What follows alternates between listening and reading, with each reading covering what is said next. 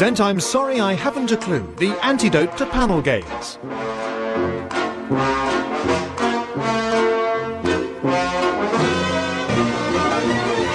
At the piano is Colin Sell and your chairman is Humphrey Lyttelton.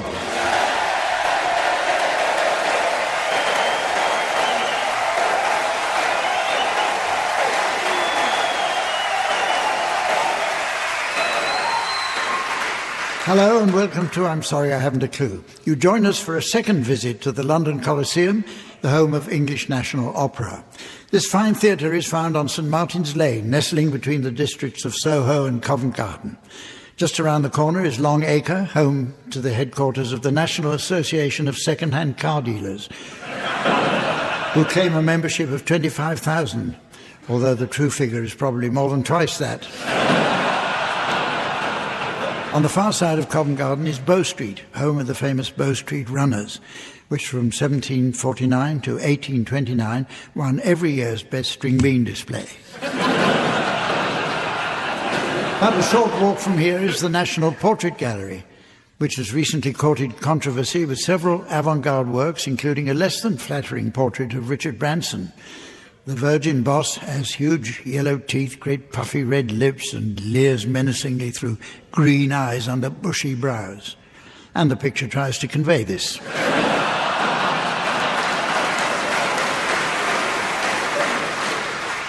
But a stone's throw away is Trafalgar Square, where every December is erected a huge Christmas tree sent by the people of Norway, who also send funds to provide workmen, who spend the other 11 months picking needles out of the pigeons. Along the Strand is Coutts Bank, who have for generations handled the finances of the royal family. As a young girl of 7, Queen Elizabeth was visited by the manager of Coutts to discuss a small loan. And after chatting with him, she duly agreed to let him have one.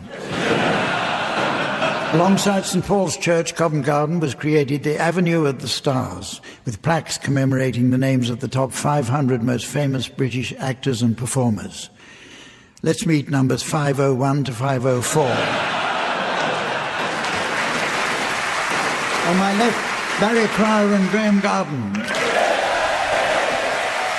And on my right, Tim Brooke-Taylor and Stephen Fry.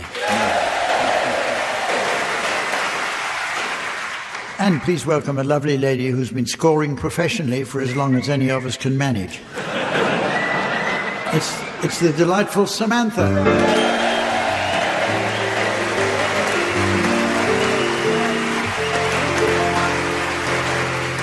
Okay, we begin with an educational round this week called Uxbridge English Dictionary. There are those who are ignorant of the difference in meaning between apparently similar terms. For example, there's often confusion about murals and frescoes. Well, those of us who studied classical architecture know that murals are images or representations painted in water or oil-based media directly onto the porous plaster of specifically walls and porticos, whereas frescoes is where I get my potatoes.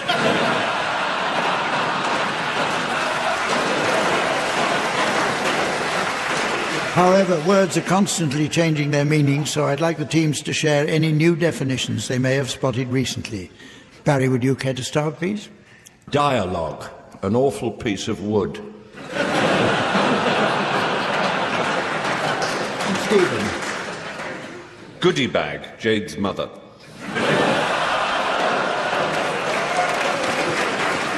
Tim? Cacti, rubbish netwear. Laburnum, a French barbecue.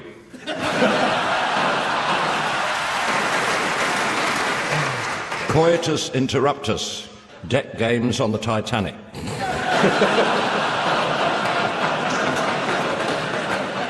Memsad, the same Swedish car. King's Cross Station, a royal lobster.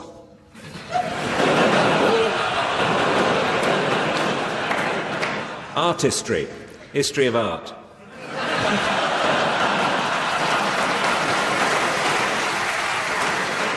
Dictating, leaking milk from an unusual place.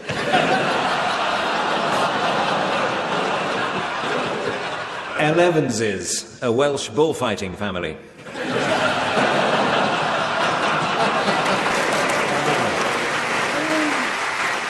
Measles. Measles. What artists use for self-portraits.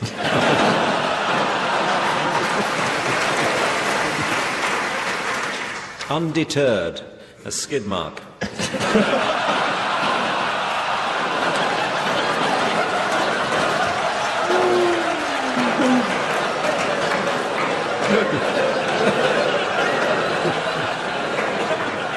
Go turd.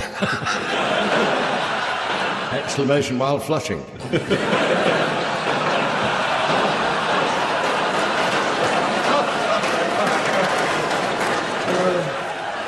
Scar tissue. A problem attaching a DVD to the television.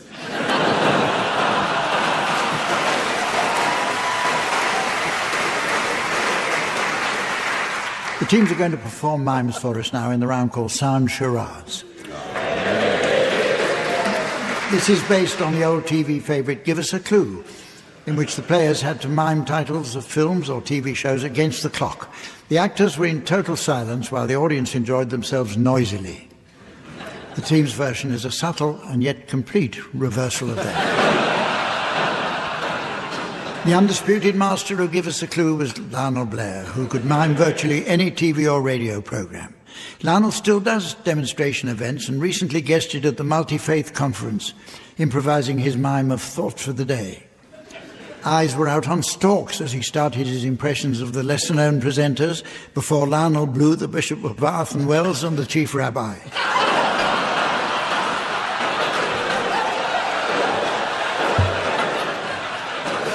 Tim and Stephen, you're to start, please, and your title will shortly be displayed to the audience via the laser display screen.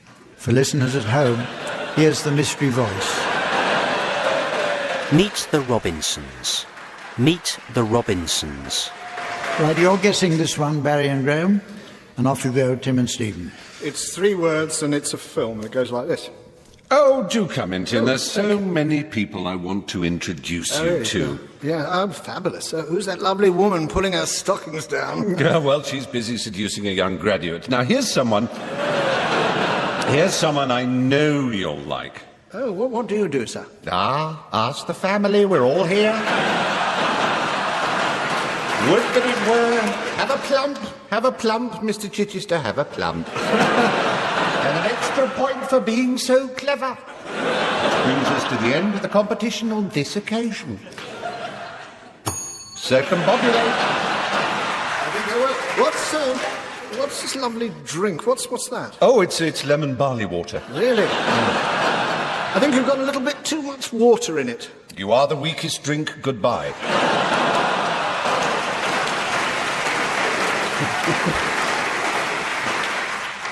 Good heavens. Robinson must be way off course. Yeah. A family of Robinsons. And I think you were being introduced to them all, weren't you? Yes. Meet the family. Or indeed, meet the Robinsons. The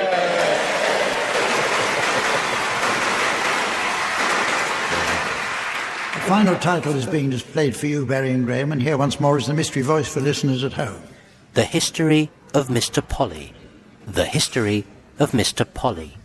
Well, it's 5 words. 5 words. It's book, film, TV, musical. Basic of a musical. Yeah, that's a lot. It's been a lot. Right. Here we are. Right. What was the date of the Battle of Hastings? 1066.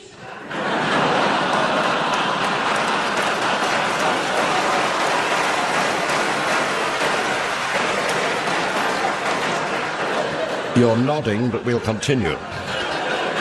What year did Queen Victoria come to the throne? 1066. When did World War II break out? 1066. Oh, shut up. The end.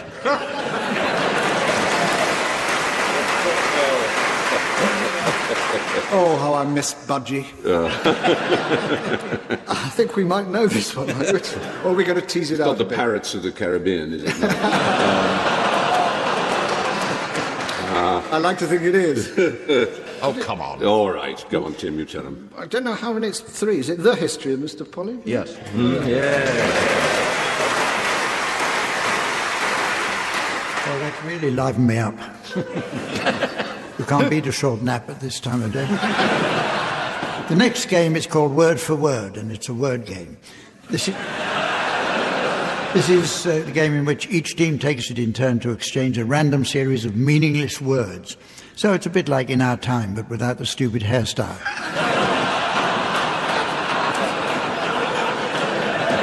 The object here is to prevent the opposing team from being able to make any logical connection, and we'd like to thank Virgin Trains Timetable Department for their kind help in the making of this programme. Tim and Stephen, you should start exchanging unrelated words, while Barry and Graeme should listen carefully and challenge to take over if they detect a connection. Off you go, Tim and Stephen. Crumpet. Vestige. Mandolin. Blubber. Molest. Flaunting. Marsupial. Challenge from Graeme. Yes, marsupial flaunting is one of the things that they do on the Sydney's Gay Pride Parade, isn't it? He's only right. Yes, he is right. Flaunt your marsupials. In posing pouches. Yeah. And some of them are very imposing pouches.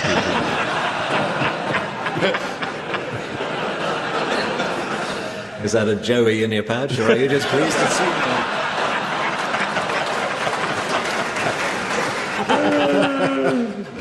So carry on, Graeme and Barry. Right. Wallet. Didactic. Note. Follicle. Cartoon. Geriatric. Pedalo. Hologram. Tim. Flintoff got an hat-trick and then he was found out on a pedalo.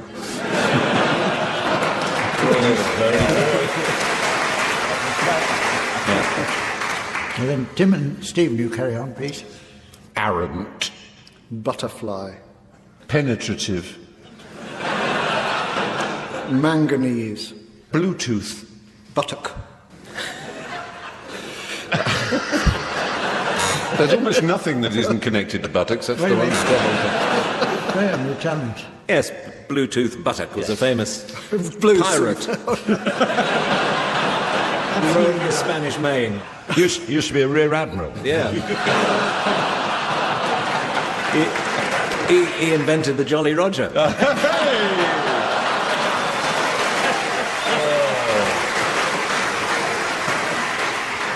Graeme, pick it up.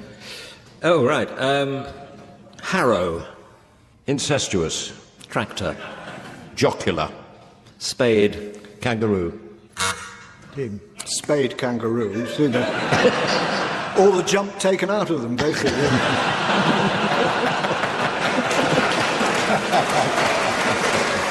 Right, it's now time to play the game called Mornington Crescent.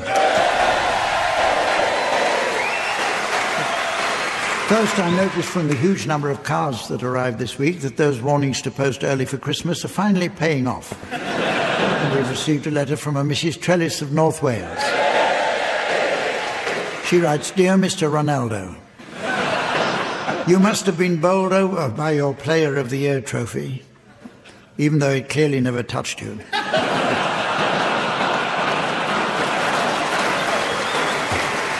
Kind regards, Mrs. Trellis. OK, on with the game, teams, and today you'll be pitting your wits against a computer, as we've been offered the chance to road test the latest, most sophisticated Mornington Crescent software yet to emerge from Silicon Valley. Her name is Electra, and she's currently running Mortimer's Variation, version 3. Variation 3. Version 3. Version 3. There is a It's variation. Mortimer's Variation, version 3. Variation Yes, version. I know it's difficult because they both words begin with V. But that's what it's... Oh, start somebody. Shall I start the software, Humph?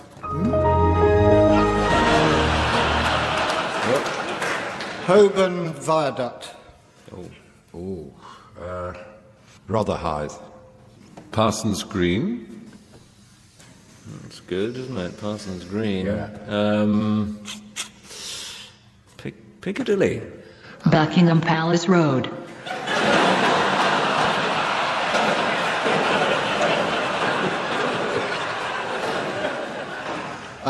Ravenscourt Park.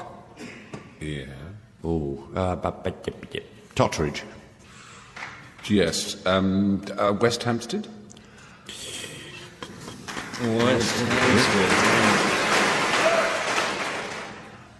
Is it my go? No.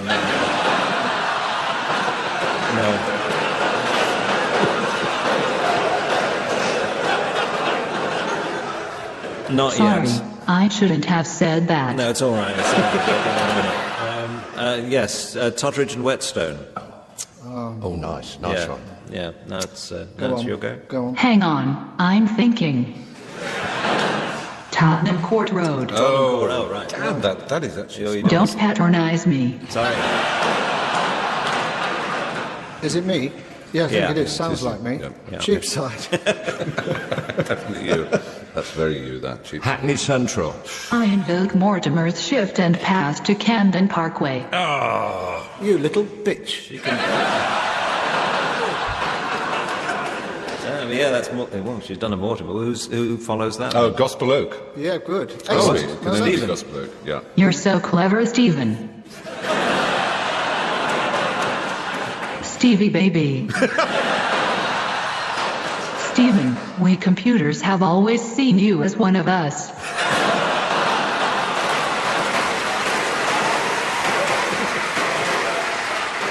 My Stevie Weevy. I feel the same way. If only you weren't Windows, if you were a Mac. God. Dirty. A dirty man. Okay, London Bridge. Whoa. You bastard.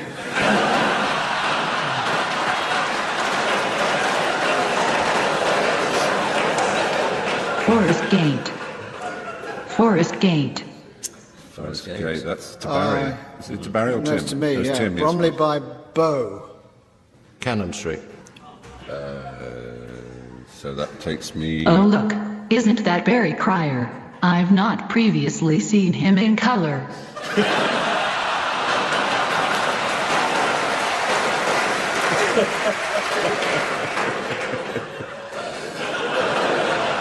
I've got to go to Dollis Hill. You're so clever, Stevie. Oh, My Stevie Weevy. baby. Clapham Common. Morning. Shepherd's Bush. Platt's Lane. Platts Lane. Platt's Lane. Lane. Yeah. Finchley Road and Frognall. Knight to Bishop 4.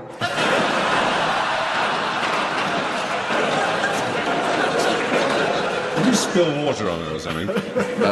It's Baron's Court. Earl's Court. Mornington Crescent.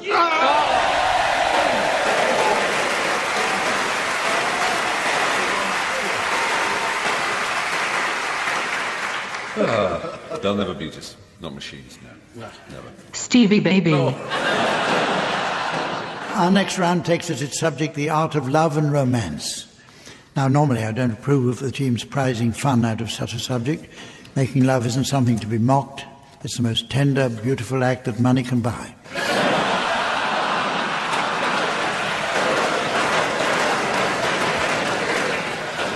But every beautiful romance must begin with an opening line from one potential partner or the others.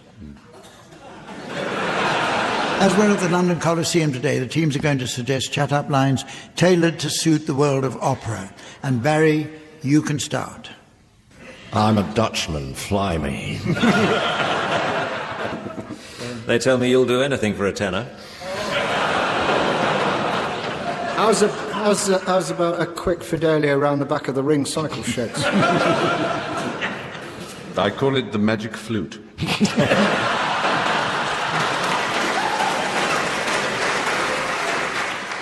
I'm what they call a smooth operetta.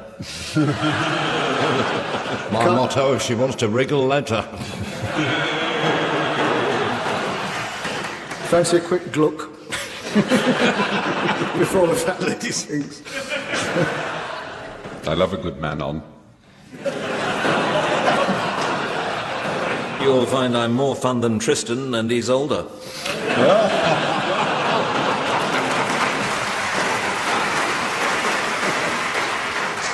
It's the turn of the screw, surely.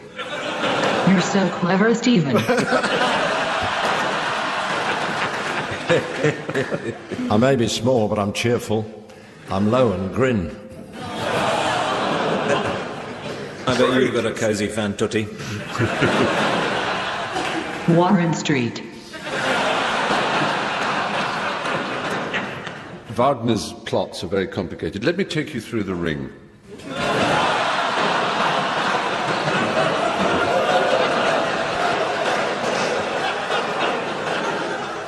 It's music time again. With Swanee Kazoo. This is where the teams duet to combine the soothing glissando of the Swanee whistle with the chirpy rasp of the kazoo. What was once a most unlikely pairing, Swanee and kazoo, now go together as naturally as P's and Q's or ladies in lavatories.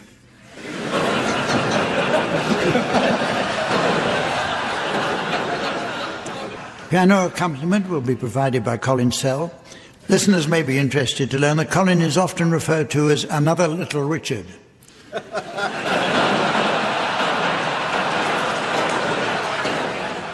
What a cruel thing is rhyming slang. Tim and Stephen, you can start now, and I'd like you to provide us with a rendition of Goodness Gracious Me to feature Stephen Fry on the kazoo and Tim Brooke-Taylor on the Swanee whistle.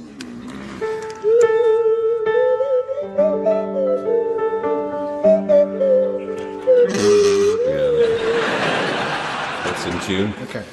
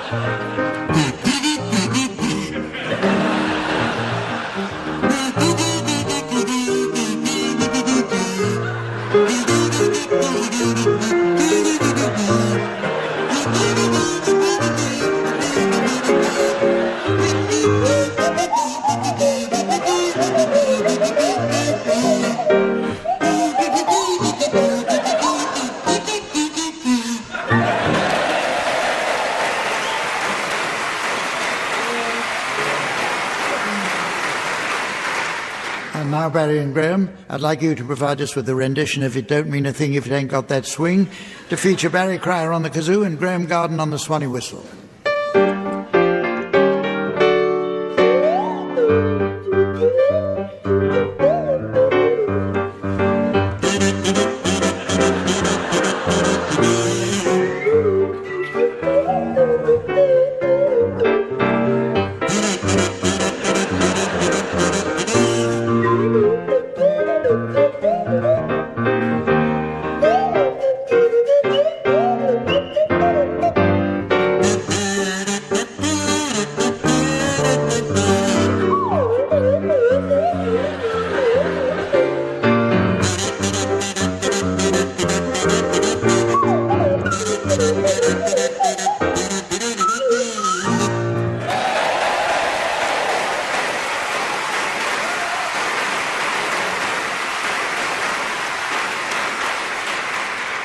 Well, it's very nearly the end of the show, but there's just time to squeeze it. Just time to squeeze in a round of Learner Drivers Film Club. Samantha has to nip out now to meet her new gentleman friend who's been giving her driving lessons. Sadly, Samantha has scratched his paintwork and put a few dents in his car that they need to repair. So while Samantha gets stripping, he'll be knocking one out.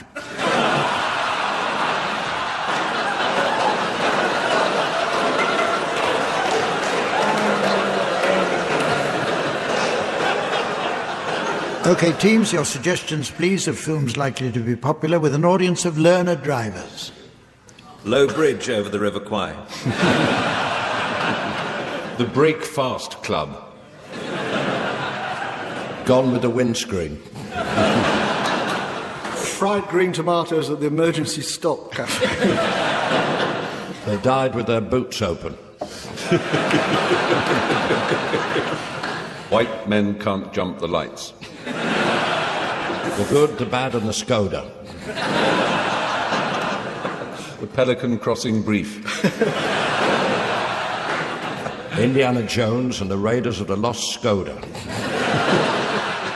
Stop or my mum will shoot forwards.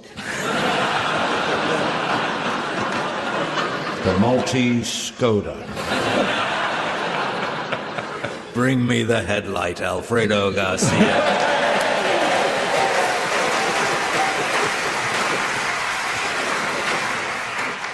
The Skoda for all seasons.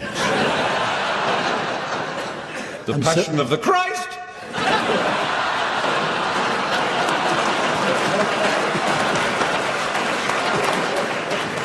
Forest Sump. Start key and clutch.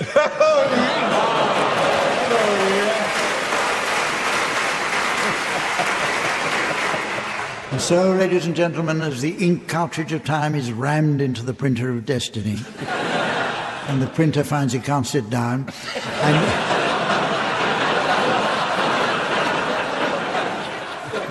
I notice it's the end of the show, so from the team, Samantha, myself, and our fine audience at the London Coliseum, it's goodbye.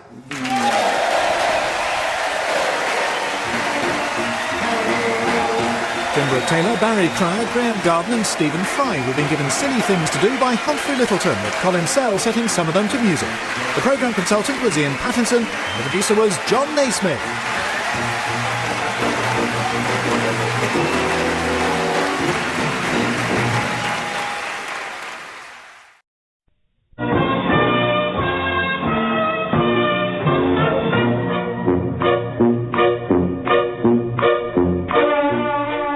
Presents I'm Sorry I Haven't a Clue, the antidote to panel games.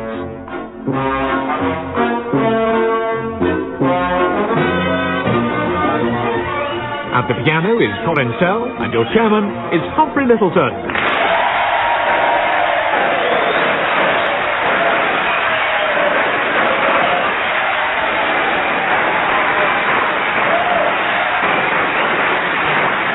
Hello and welcome to I'm Sorry I Haven't a Clue. Once more we're coming to you from the glorious historic city of Watford, forever associated with glamour, high finance, style and the international jet set, as summed up in the city's favourite son, Nick Leeson.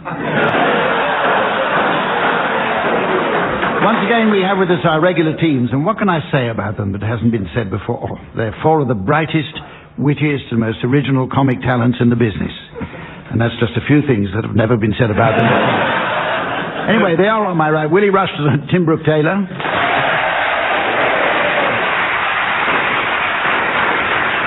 On my left, Barry Cryer and Graeme Garden.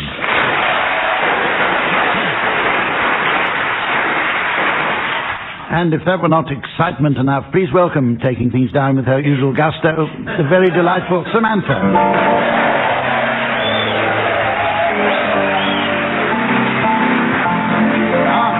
First round is entitled Historical Headlines. In the olden days, teams, before newspapers were invented, the great news events of the day went largely unreported. The only news came from someone called a town crier, who I understand went into the market square and shouted out the main news stories, before putting an enormous wooden checkerboard on his back so people could do the crossword.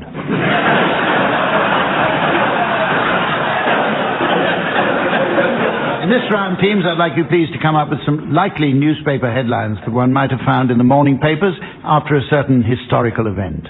And the event is the French Revolution. And Barry, since you're the nearest thing we have to a local crier,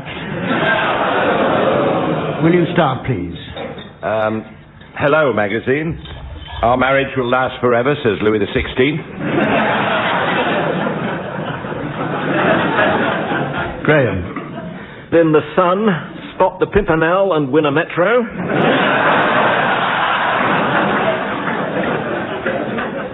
Willie? The Independent has a headline here. Leaders of French Revolution promise liberty, equality, fraternity, free beer and dirty postcards of Sarah Bernhardt. Tim? Well, the Guardian has got liberty, equality and ostrich.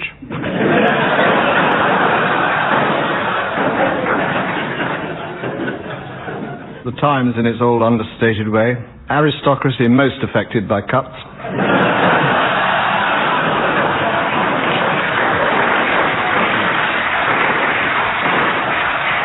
In similar vein, Financial Times, guillotine shares go through the roof. Aristo PLC take a tumbril. Woman's Own, exclusive Madame Lafarge knitting pattern. Good, well, let's try another. This time it's Julius Caesar's invasion of Britain. And Graham, would you start this time, please? Yep, the Sun. Veiny VD gotcha.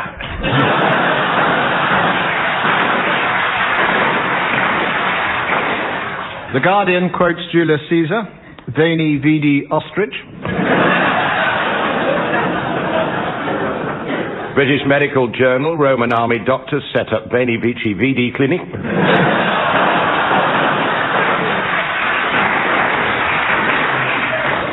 Melody Maker, Veni Vidi Fiki Mick and Titch go to number 1. And the Colchester Echo, Tesco sells out of pizzas.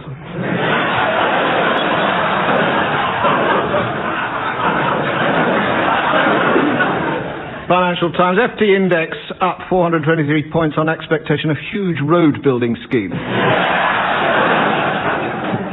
Daily Express, Romans invade, no Britons involved.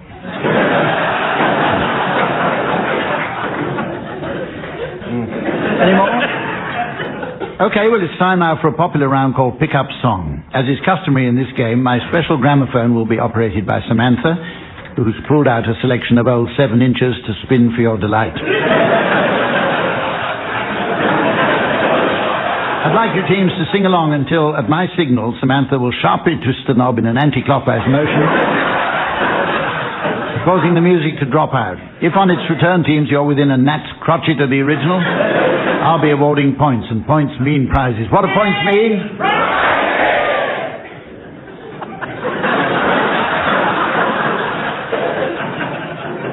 You've just heard one of several reasons why they've sealed off the centre of Watford with an impenetrable ring road.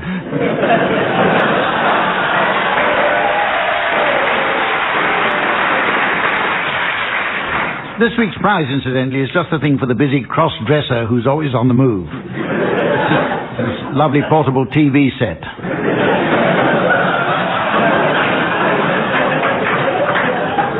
Right, Tim, you're going to start. I'd like you to accompany Manhattan Transfer singing Java Jive. I love coffee, I love tea, I love the Java Jive and it loves me. Coffee and tea and the Java and me. A cup, a cup, a cup, a cup, a cup. Oh, I love Java, sweet and hot. Whoops, Mr. Motor, I'm a coffee pot. Shoot me the pot and I'll pull me a shot. A cup, a cup, a cup, a cup, a cup. Oh. That wonderful mug. I'll rock till I'm snug in the jug. A slice of onion and a roll one. Draw one. Waiter, waiter.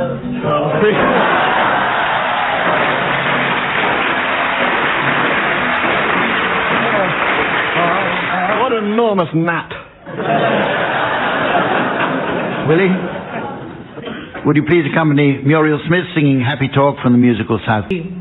How you gonna have a dream come true?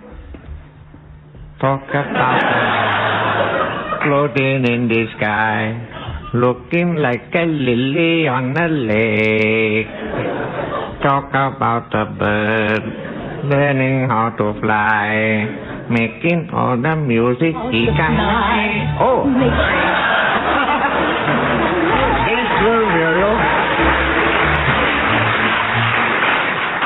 Well, you were moving in on it.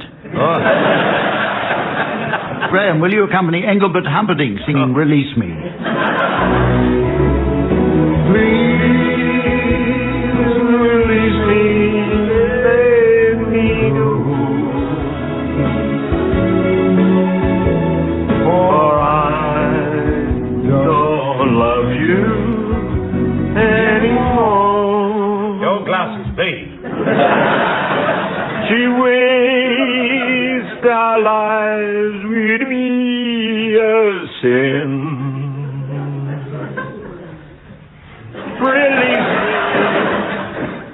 let me love again. Oh, I have found a new love, dear. And I will always want her near.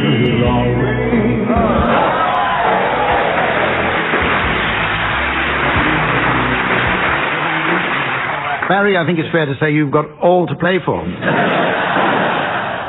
You're going to accompany the Big Bopper singing Chantilly Lace.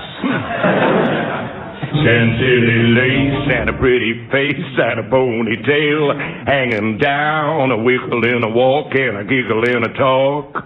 Make the world go round. Ain't nothing in the world like a big-eyed girl to make me act so funny, make me spend my money. Me feel real loose like a long neck, loose like a girl. Oh, baby, that's what I like. What's that, baby?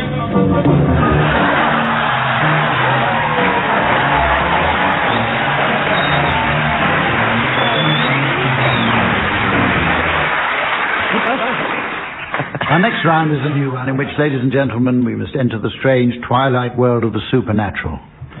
It's called Mystic Humph. And in it I shall be revealing my secrets for winning the National Lottery before asking the teams to reveal theirs. Listeners at home should at this point place their hands on their radios, please, in order to feel the warmth of my mental powers. Stop that, Samantha. Right, teams, I must ask you now to hum while I give my predictions. Yes. Yes. Yes, it's becoming clearer now. You can make a bundle of money out of the lottery by being the grandson of a famous prime minister and logging state papers back to the nation. Okay, teams, you can stop humming now. Tim, what's your mystic tip for winning the lottery, please? 4, 19, 23, 37 and 48 are one short of the numbers you require to win. Barry, your tip for winning the lottery? Well, I hope it works for me. I've been pursuing it for some time, which is to combine my inside leg measurement with my phone number. But the downside is people keep ringing my inside leg. So... which can be pleasant, but... Willie, well, this isn't giving anything away, really. But if you write down any 6 numbers and 1 spare, that's 7 numbers, and if you work on the law of average that none of those 7 numbers will come up as usual, you can then cross them out.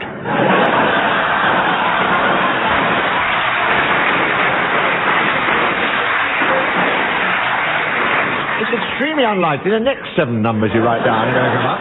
So you cross them out. This is the exercise you carry out until you've got 42 numbers. Then you just put down the last 7 and you're in with a faint chance.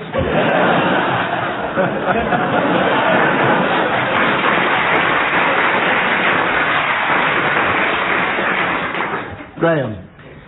Yes, well, Tim was 1 number short there, and I think I'm getting something coming through. The extra number. I'm getting a name. Somebody here. Anyone called Foskett? Forsyth. Fordyce. Hamilton. We've got a Smith here.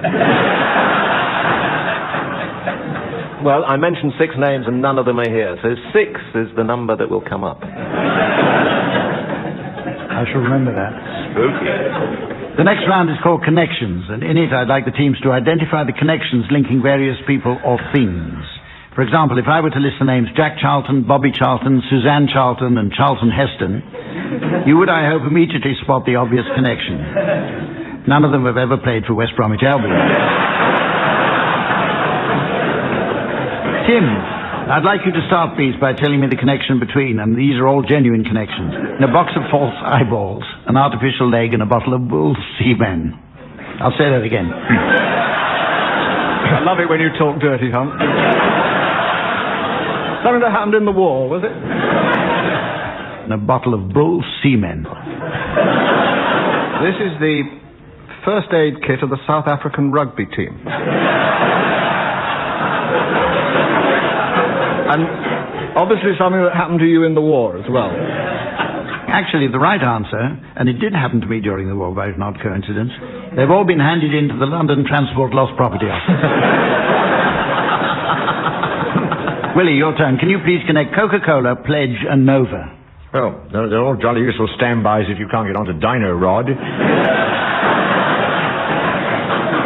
Little household hint for anybody who goes. Drains are plugged. Is that right? No, it's not. Oh. Anybody know?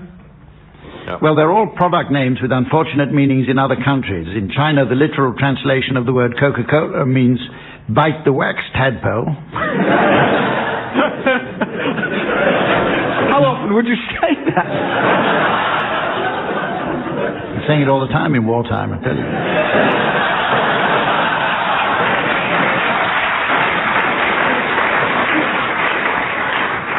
In Holland, pledge means urine. The people of Spain were reluctant to buy Nova since in Spanish, Nova means doesn't go. Graham, what's the connection between Coco Chanel, or Chanel, I should say. My French is getting worse and worse. Herbert Hoover, Boris Karloff, and the Prophet Muhammad. Yeah, tread carefully here, I think. Well, the mountain didn't come to any of them. I think the answer is that they all gave their names to products. Coco Chanel, the popular bedtime drink.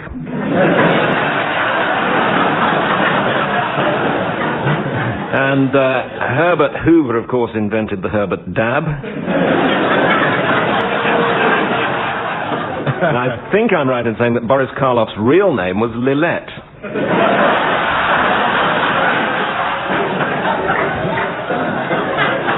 But if you think I'm going to risk a fatwa by going any further... Well, it's a rather boring answer. They were all orphans. And Barry, can you spot the connection between Alexander Graham Bell, Thomas Edison, and Agatha Christie? Oh, I read this. I read this in Rubber News. Which I get for the gardening hints. Bed wetting the hard way.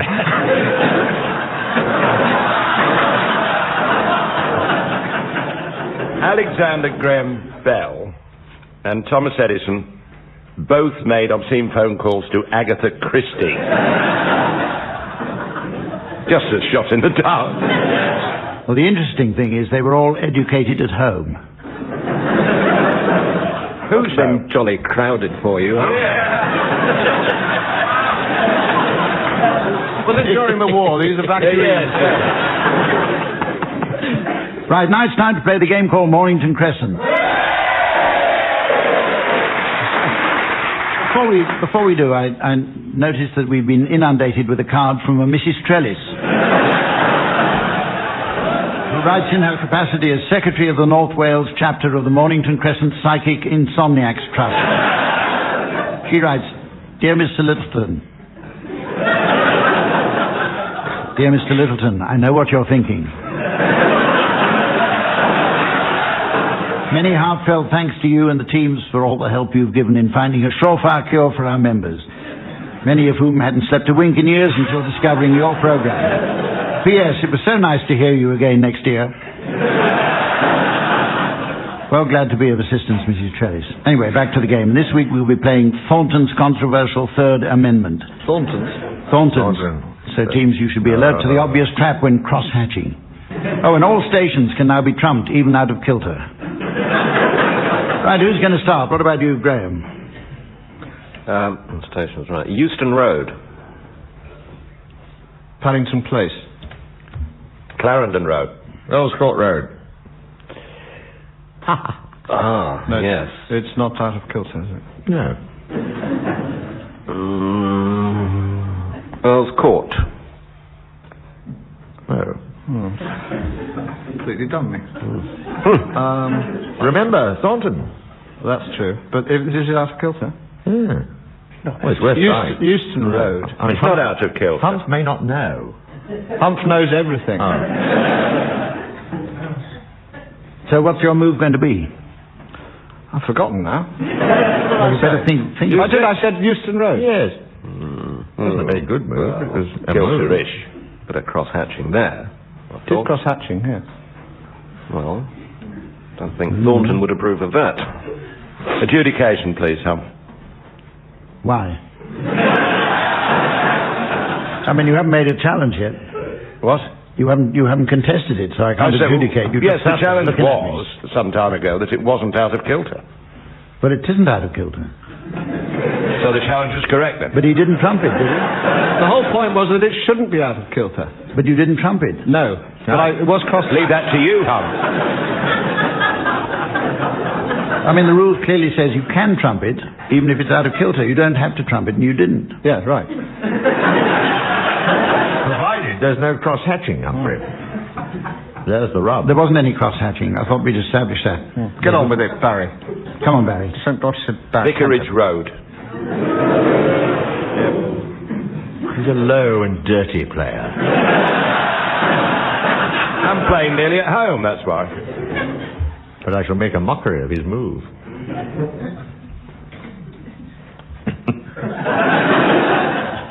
God, it's going to be good.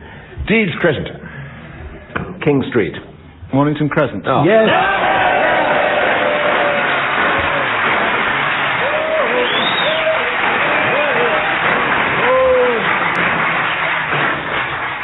Trump. Excellent. That was actually quite a good round. Now it's time for a round of limericks, the simple rhyme scheme that was, as you'd expect, originally devised in the Irish town of Cork. Teams, I must ask each of you to put on your dancing pumps, and as the Pope says to young mothers, get some rhythm. Because this week's theme is American soul musicians. I shall now furnish you teams each with a fecund first line, which I'd like you to continue taking one line each of.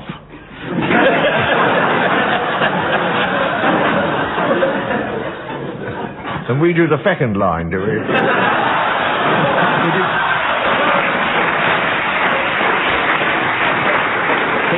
That was the wartime pronunciation. Willie, we're going to start with you. In Tesco's with Earth, Wind and Fire. In Tesco's with Earth, Wind and Fire, Mr. Wind assaulted a buyer.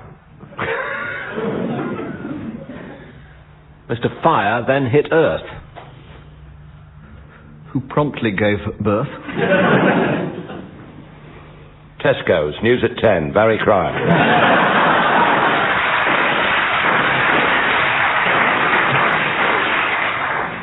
Graeme, your first line is, my hamster is called Otis Redding. My hamster is called Otis Redding. My goldfish is Joan Armour-Treading.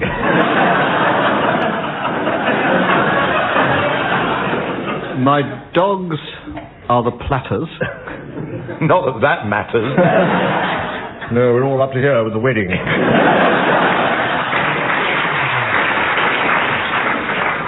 Tim, I'm sorry about the scansion of this, but... That's okay, Hump. The artist formerly known as Prince. The artist formerly known as Prince. On the stage, he would posture and mince. Then just for a giggle, change his name to a squiggle. And nobody's heard of him since.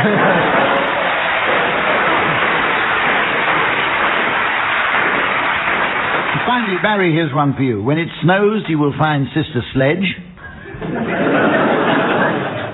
out mooning at night on the ledge. Out mooning at night on a ledge. 1 story down.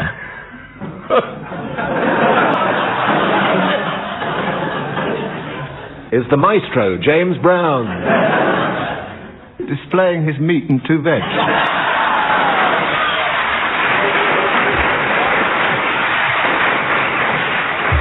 Right, well, now we have a musical round called Wurzels, in tribute to a madcap group of men who really put the county of Somerset on the map. The Ordnance Survey Land Registry Department. In this round, teams, I'll be asking you to sing certain songs of my choosing, but in the aggregate... Bit of shrapnel coming up, is it?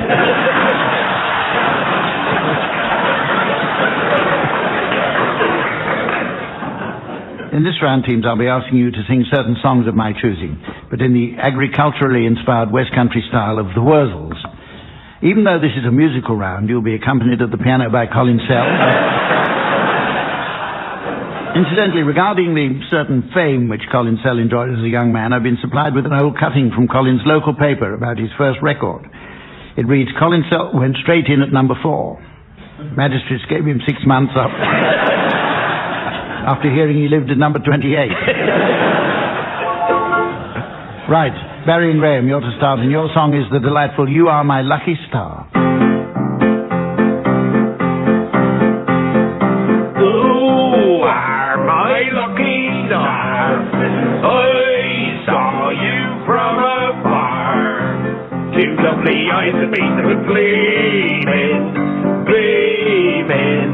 I was starstruck. You're my lucky charms. I'm lucky in your arms.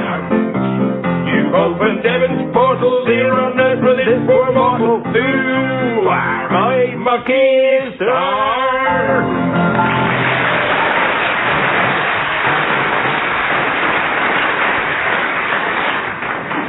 Now, your turn, Tim and Willie, and your song is You Made Me Love You.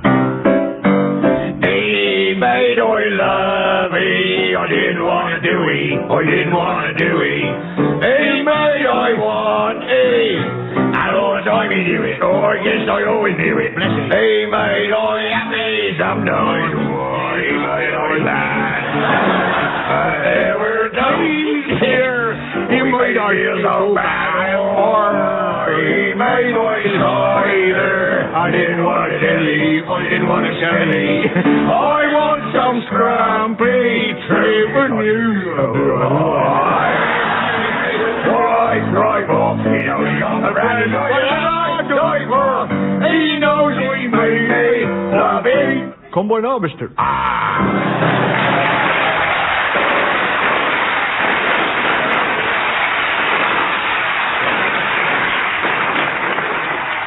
They do say that all good things must come to an end, which means that we've still got plenty more rounds to endure.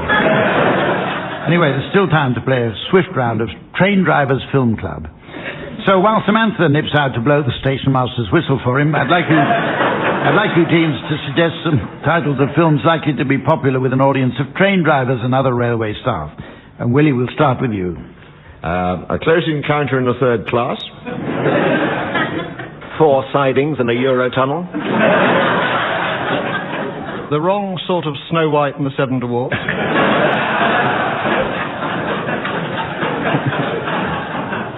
Purple Train, starring Signal, formerly known as Point. Sidings of the Lambs. King Solomon's Mind the Doors, please.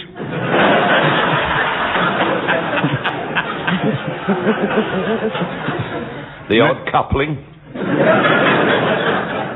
Never on a Sunday.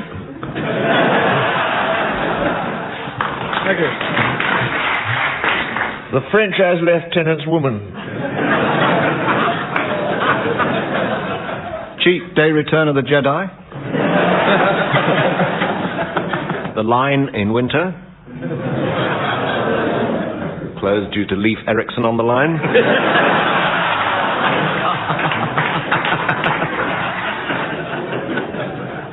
So, as the frisky tomcat of fate confronts the scalpel of destiny.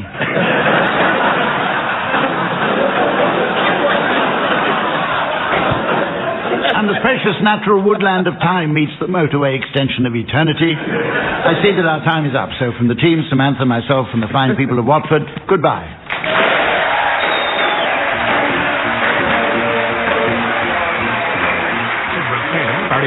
Graeme Garden and Willie Rushton have been given silly things to do by Humphrey Lyttelton, with Colin Sell setting some of them to music. The programme was produced by John Naismith.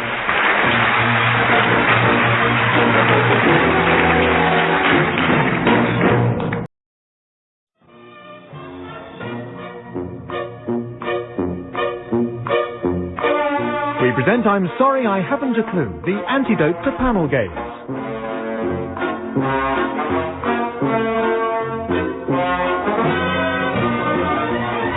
At the piano is Colin Sell and your chairman is Humphrey Lyttelton.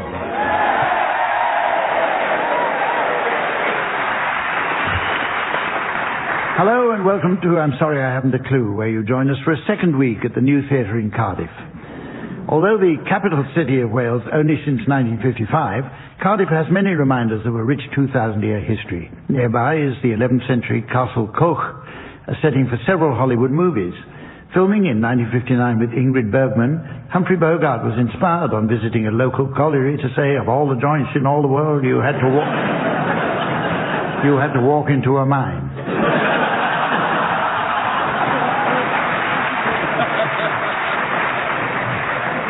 About a short distance from the city centre is Cardiff Arms Park, the scene of many thrilling rugby matches. Since 1884, Wales has been a leading light in the Five Nations Cup, when the political and ethnic differences of the Irish, Scots, French and Welsh are set aside in a spirit of unity for the mutual enjoyment of stuffing it up the English.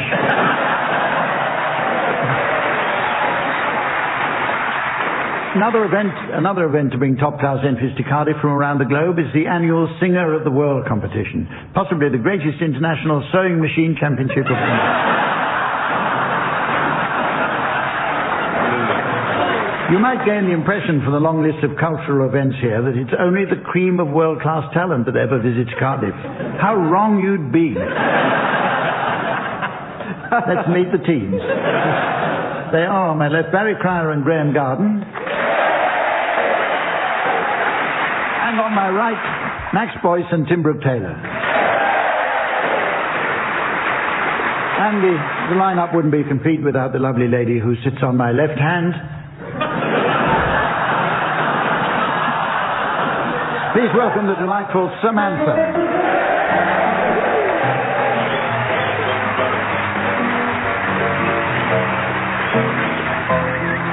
Okay, let's start with round one this week, teams. It's called BBC sponsorship. It seems that commercialism at the BBC is creeping in at every level. And it's quite amazing what a subliminal effect incessant advertising can have. I understand our own Barry Cryer has stopped taking 2 bottles into the shower. Preferring an entire 6-pack. So, teams, I'd like you please to provide the titles of well-known BBC programmes that have suffered from overzealous sponsorship. Graeme, will you start, please? David Attenborough with The Life of Birds, I Fish Fingers. The X-Lax File. The trough is out there. Ever ready, steady cook. They think it's Vauxhall Nova. Duracell Block H. And during Lent, the Church of England brings you the Fast Show. The Natural World of Leather.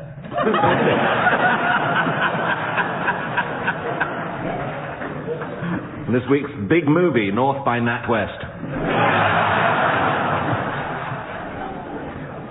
MFI Friday. And 2 Fiat ladies, and on the other channel, 2 fat larders. Okay, it's time for the teams to sing along now to some discs in a round called Pick Up Song. To ensure that each panellist is allocated a suitable record, Samantha has spent a rewarding evening amongst the shelves down in the gramophone archive. As ever, her keen eye spotted a firm favourite or two, and she couldn't resist getting them down. Teams, she's ready and waiting at the turntable with her neatly arranged set of 45s on display, and ready to spin for your delight. You should each join in with your song until, at my signal, Samantha turns the volume down. You should then continue singing, and if on the music's return you're within a gnat's crotchet of the original, I'll be awarding points, and points mean prizes. What do points mean? In harmony, too. This week's prize will delight the sweet-toothed classical music lover. It's this bag of Schubert dibs.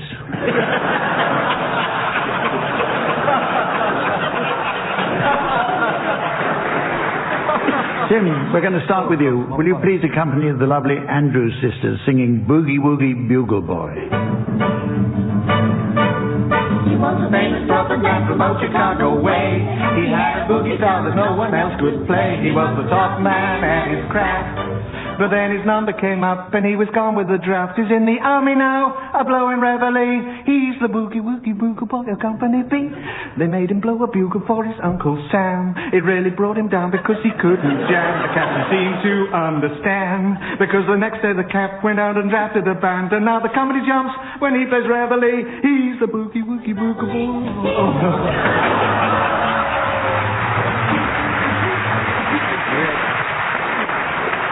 They were slow. That's 78 for you. Okay, it's Max now. Will you please accompany your countryman Tom Jones singing The Green, Green Grass of Home?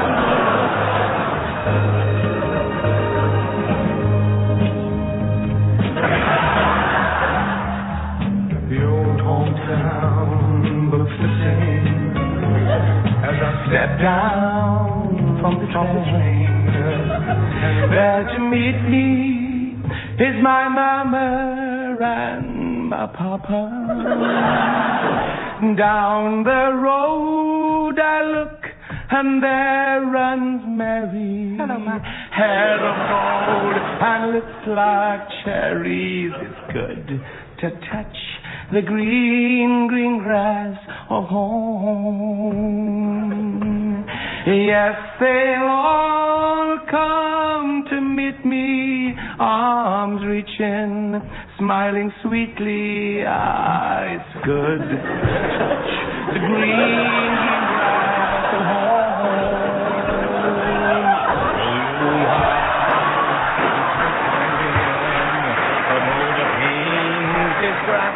And dry, and there's that old oak tree that I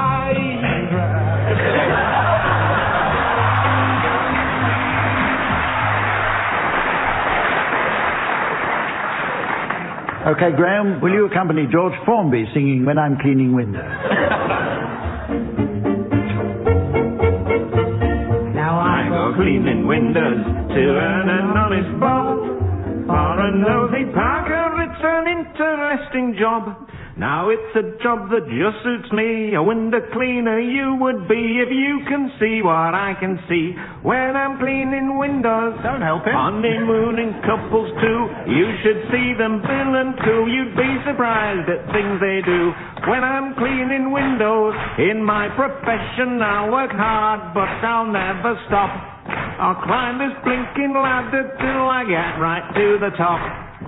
The blushing bride, she looks divine. The bridegroom, he is doing fine. I'd rather have his job than mine. When I'm cleaning sweet names I call.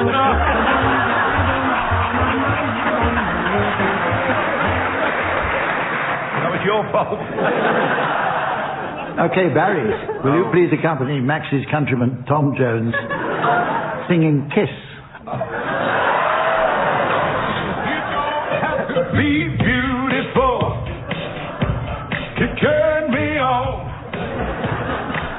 I just need your body, baby, from dusk till dawn. You don't need experience to turn me out. You just leave it all up to me.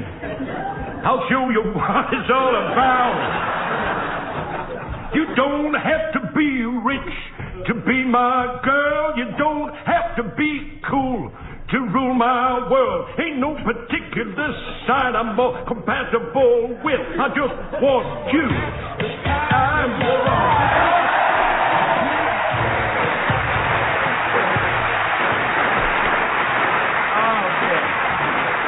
Yeah, I'll give that 15 points. The teams are now going to play an adaptation of the classic TV show Give Us a Clue, where the chairman gave players a card with a book, play or film title to mime against the clock. The show's still going on in various guises, but connoisseurs agree that the original lineup was best. No one who witnessed the event will ever forget that sparkle in Lionel Blair's eye as he received Free Willy from Michael Astor.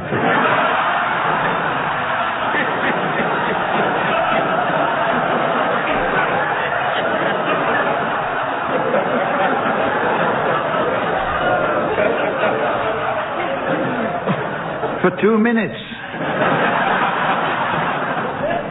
Obviously, in a game quite so reliant on mime, the humour suffers a little on radio, so in our version, the teams are permitted to utilise an oratorical communication method known technically as speaking. OK, Tim and Max, you're going to start, and your title will now be displayed on the laser display board, and here's the mystery voice for listeners at home.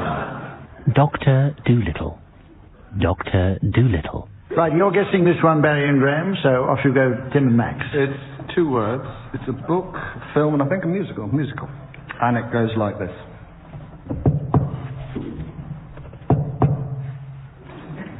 Doctor?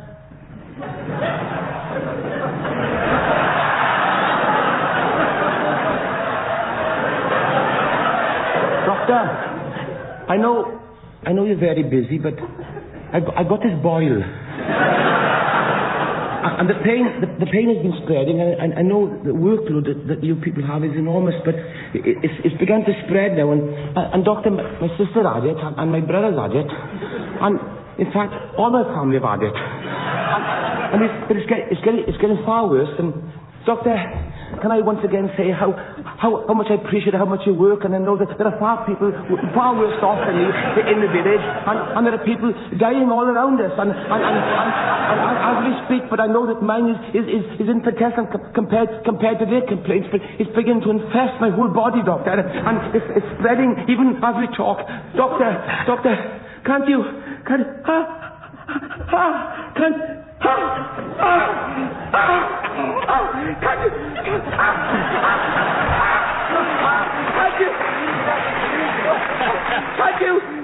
do something?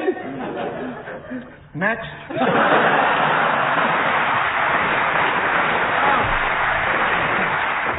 I don't care what it was. That was magnificent. Tim was excellent. It was a very apathetic doctor who didn't seem unduly energetic in assuaging the... Dr. Apathetic, Dr. Lazy, Dr. Disinterested, Dr. Do Bugger All. Any thoughts, Graeme? I think you could have been on the right lines there, Barry. Dr. Dolittle. Right, your turn, Barry and Graeme. Your title's now being exhibited on the laser display board. And here again is the mystery voice for listeners at home. Third rock from the sun. Third rock from the sun. Right, this is a TV show. It's 5 words. 5 words. Hamish. Well, you'll have had your tea. Hamish, whatever are you carrying there, man?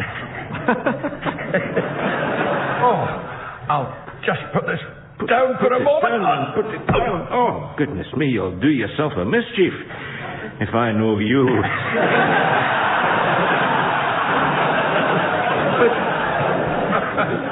But Hamish, what is it? Well, this is a birthday present from Hamish Jr. Wee Hamish Jr. It looks just like a great big lump of stone. Well, that's because it is. Did he not give you one of these for Christmas? Aye, he did. And one for your birthday last year, as I remember. You speak true. 3 in all. So this will be the dot. Indeed.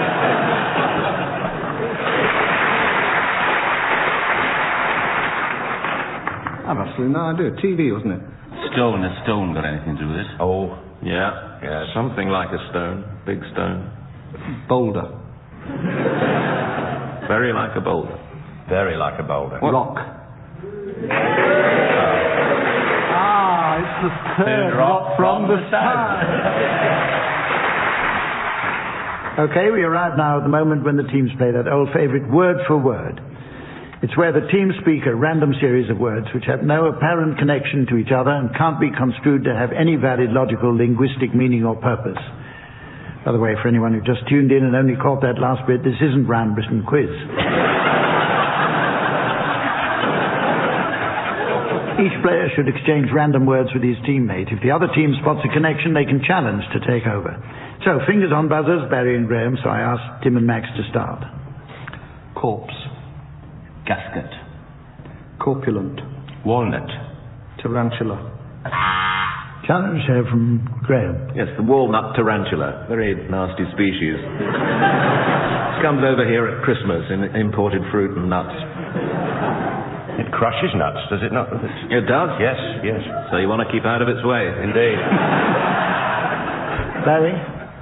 What? Are we going now? Yeah. Aubergine. Ants. Apotheosis. Rock. Gusset. Boulder. No. Theodolite. Tramp. Gusket and theodolite, both play for England. When? Be specific. The tight head prop in the centre. Yeah. Well, we're no experts. Nor am I, so you better carry on. Plinth. Plays for Wales. Paddy's known as the Plinth of Wales. Graeme. Tureen. Lubricious. Which? Challenge. Lubricious plays for Scotland.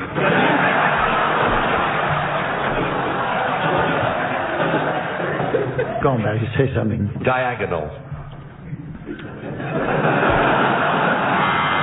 Captain of Wales in the 21s. What was the connection? Diagonal is a wing. Just runs from one corner to the other.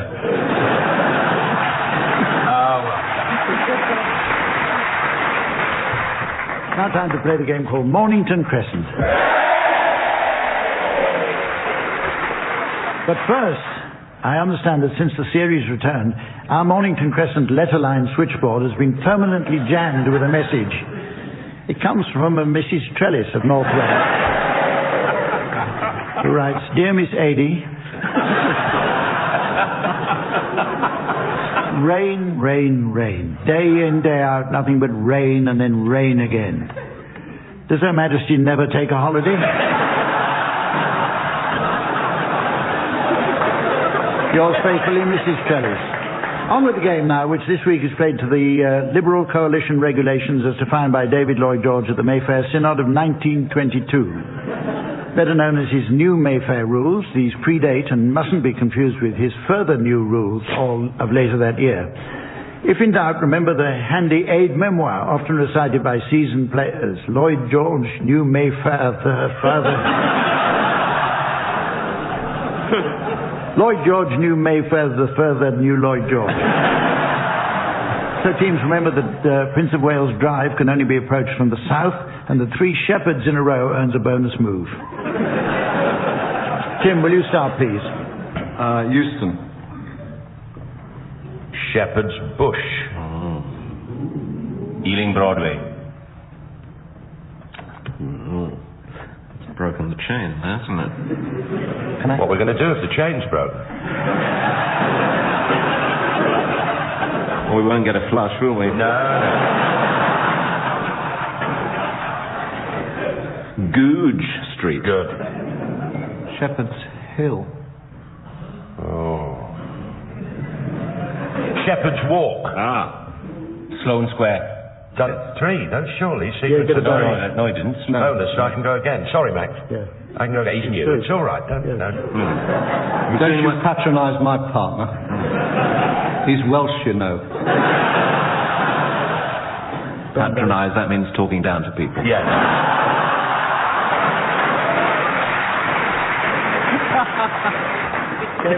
Go on, Barry, let's be serious. I agree, Hum. Duke Street. Dangerous. Oh, It's still north. It's here. Yeah? Wimbledon. Oh, no. He's new. Elephant, but not castle. Just elephant. Good enough for Lloyd George. In that case, Primrose Hill. King's Road. King's Cross. Mornington Crescent.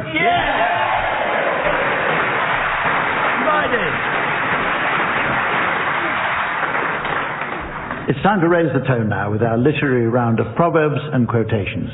The renewed currency of many older sayings makes a fascinating study as the living language adapts to modern requirements.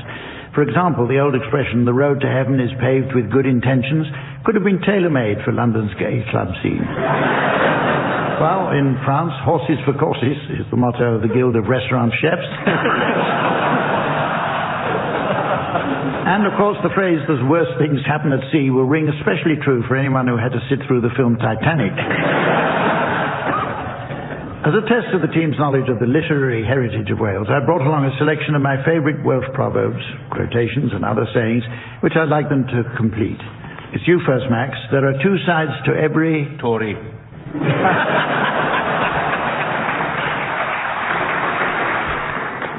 I'm supposed to give you the answer, which is page. So you were very close. Tim, love your neighbour, but maintain your... Bicycle.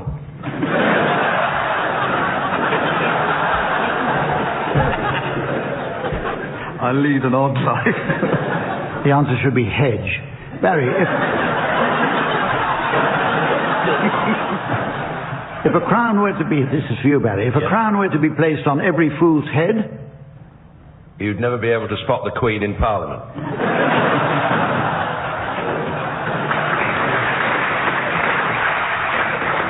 Well, it should be really... We would all be kings. Graeme, a girl's teeth will wear out sooner... In the Oval Office.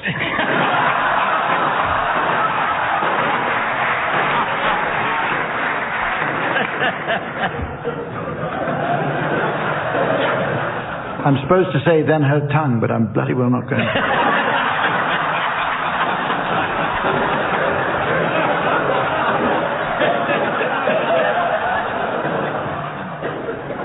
Okay, here are some for anybody to complete. A sow that goes to Oxford will still be a sow when...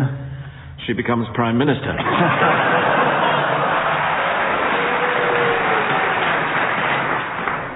Or, preferably, she returns. Oh, God forbid!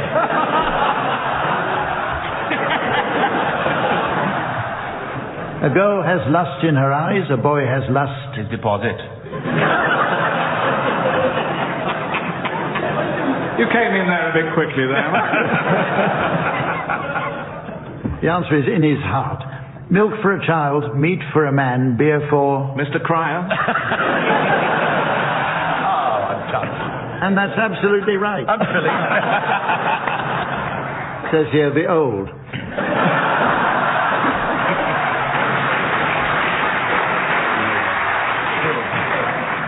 It's easier to say mountain than... Clanfire på Gingrid Gogeret. Drop the Plantasilio Gogogoch.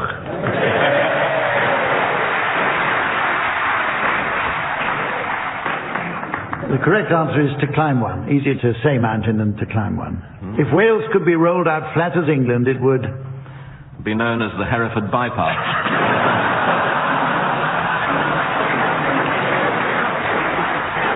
And the answer is be the bigger of the two. Well, it's very nearly time to end the show, but not before the teams announce the late arrivals at the driving instructors' ball. Samantha tells us she's taking her test this week. She says she can't wait to climb aboard her little Morris to demonstrate the correct use of the horn in a built-up area.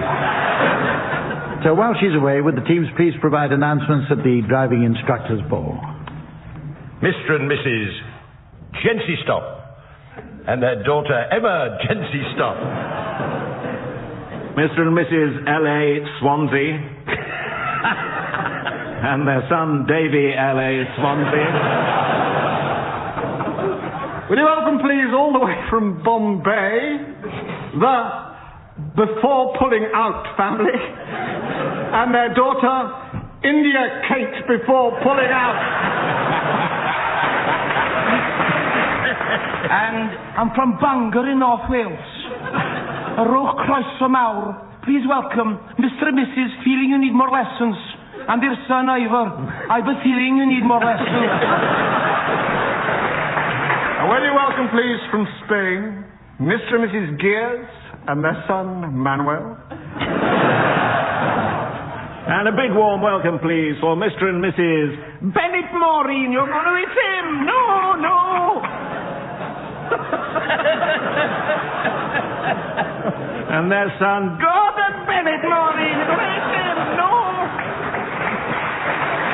And please welcome Mr. and Mrs. Place and the young daughter, Noelle.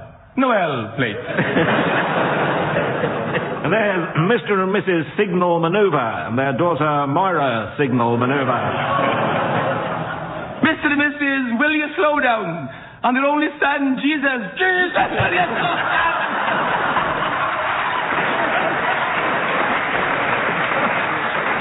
Good order, please. It's cabaret time. Oh. With Toyota Wilcox.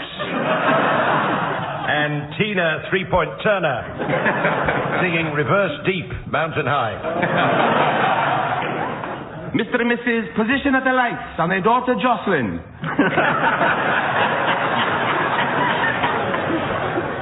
Mr. and Mrs. Will you welcome, please, Mr. and Mrs. Doubt in front of me without singling, and their illegitimate son, the bastard pulled out.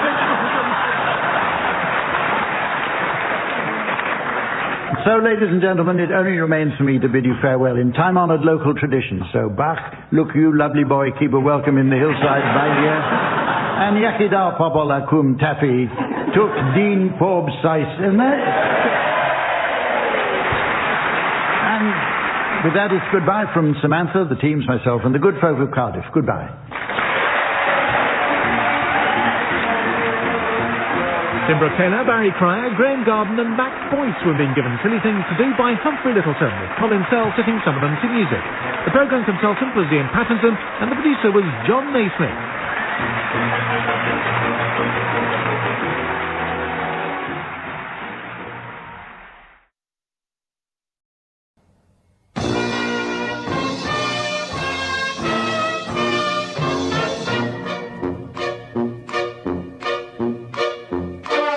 We present I'm Sorry I Haven't a Clue, the antidote to panel games.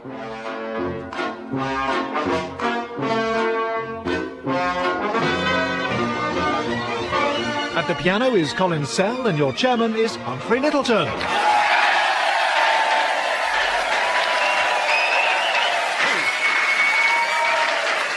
Hello and welcome to I'm Sorry I Haven't a Clue. You join us for a second week in the historic town of Dartford. Dartford was but a small village until the Middle Ages, when the town enjoyed rapid growth thanks to the many pilgrims passing through on their way to Canterbury. They would assemble in London under the Charing Cross and pray for a safe day's journey. The tradition of praying at Charing Cross to get to Dartford on the same day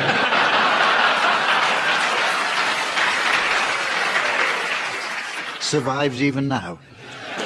In 1660, Dartford was struck by the plague. When the epidemic ended, the town mayor decreed that the mighty bells of Holy Trinity Church be rung constantly for a week. The same week, in fact, that the tinnitus epidemic started.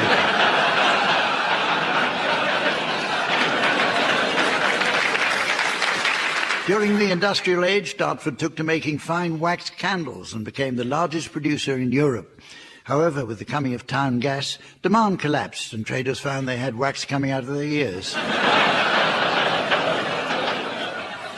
Fine metalworking soon took over as a principal industry, and until very recently parts were supplied to the luxury car market. At a specialist factory, it took one man nearly a year to hand-finish a single radiator grille. So they sacked him. Let's meet the teams. They are on my left, Graeme Garden and Barry Cryer. And on my right, Tony Hawkes and Tim Brooke-Taylor. And positioning her comfortable seat on my left hand, please welcome our ever-fragrant scorer, the Santa.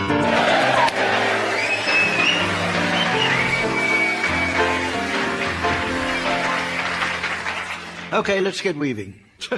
On second thoughts, put those looms away while we get on with the run. Well, we get on with a round of new definitions. English is a language of immense subtlety and complexity. For example, many don't fully appreciate the difference in correct usage between approval and approbation. Well, approval means favourable opinion or commendation, whereas approbation is what the magistrates gave Barry last week. But our mother tongue is constantly changing, and I'd like the teams to share any words they may have spotted recently that have acquired new meanings. Tony, would you care to start, please? Crescendo. Termination of childcare.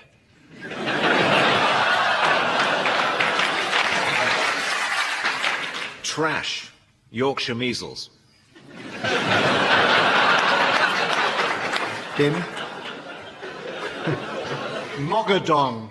My cat's a professor.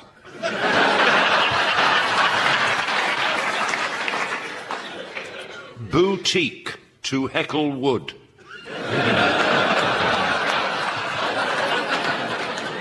Cabaret.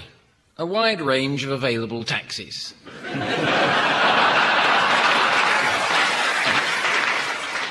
Rugged. Wearing a wig.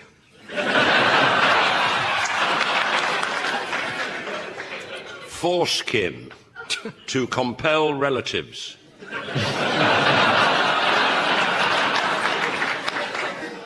Brandish. What Barry orders after a meal.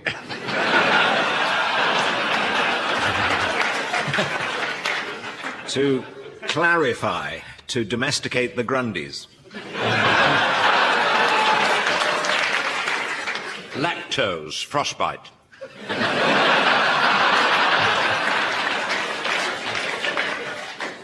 Coquette. Small penis.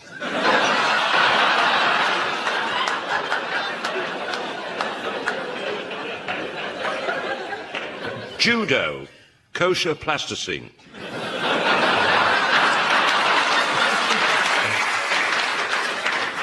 The teams are going to give full vent to their acting skills now in a game called Sound Charades. This has been cunningly adapted from the erstwhile TV favourite Give Us a Clue, in which the teams mime the titles of popular songbooks or films within a strict time limit. The undoubted master of the genre was Lionel Blair, but even he occasionally struggled to convey a title in mime. No one will forget how he was caught out after performing an unusual act with an officer and a gentleman for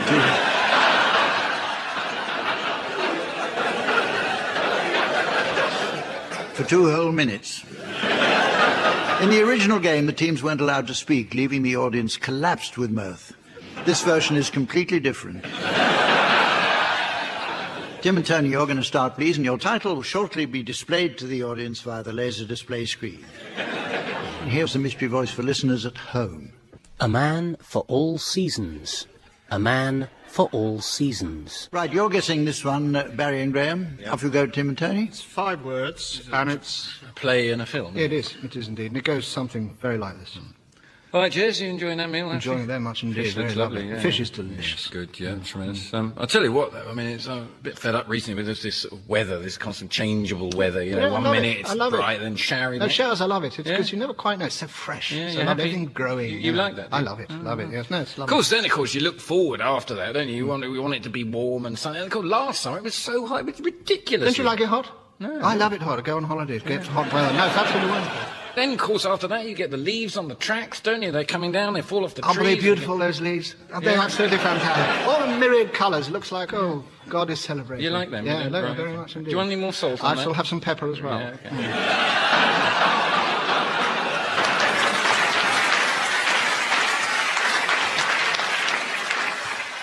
Can't wait to make a snowman either. No. You were eating something. What were you eating? Some fish. Yes. Well, spit it out.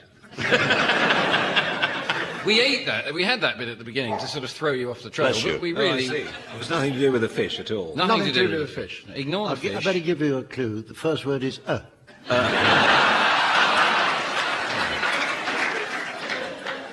he liked his salt and pepper. He liked his seasoning. Yes. A man for all. Yeah. Right, your turn, Barry and Graeme. Your title's now being exhibited on the laser display board. And here again is the mystery voice for listeners at home. The Cat in the Hat. The Cat in the Hat. It's a book and a film. Book and a film, 5 words. Here goes. Good morning. I'd like to buy a cat, please. Yes, sir. Which one? The one in the trilby. The end.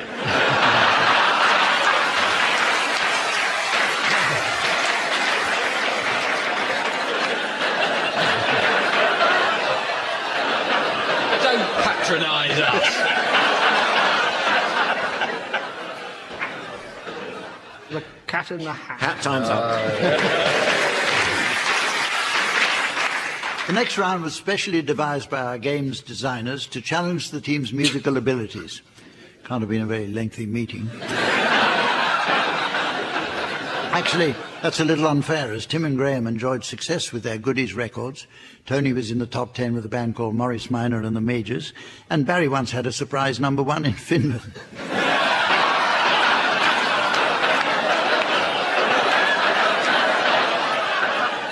Then the cold weather often does that to him. The game is called Note for Note. In it, the members of one team should start by exchanging a series of unconnected musical notes, which Colin will play for us on the piano. The opposing team should challenge if they spot a recognisable tune.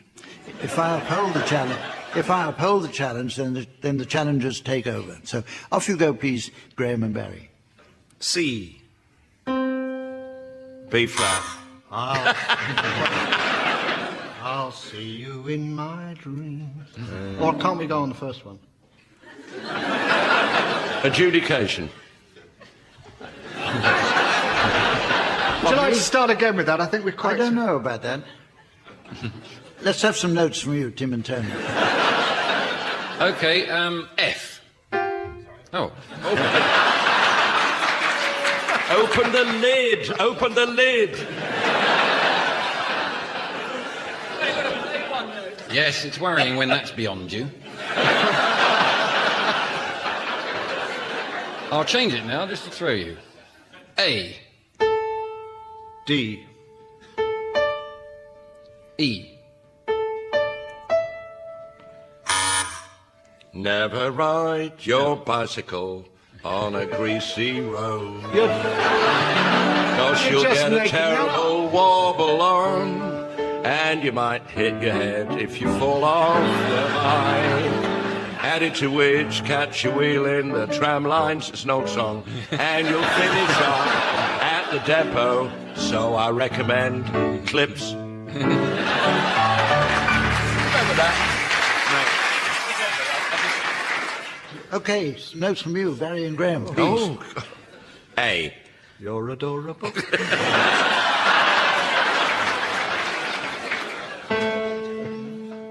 C. G.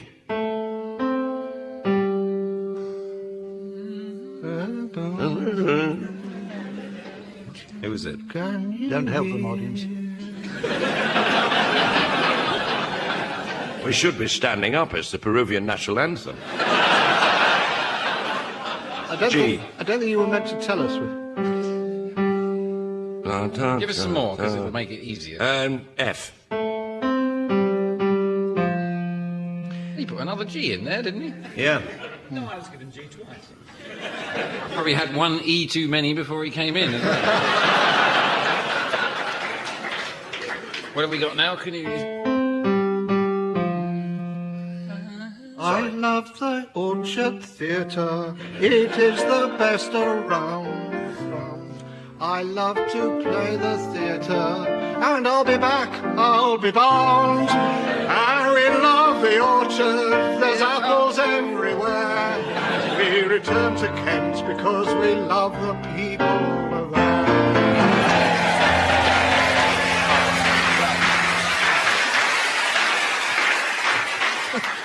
Right, with all to play for, it's now time to play the game called Mornington Crescent.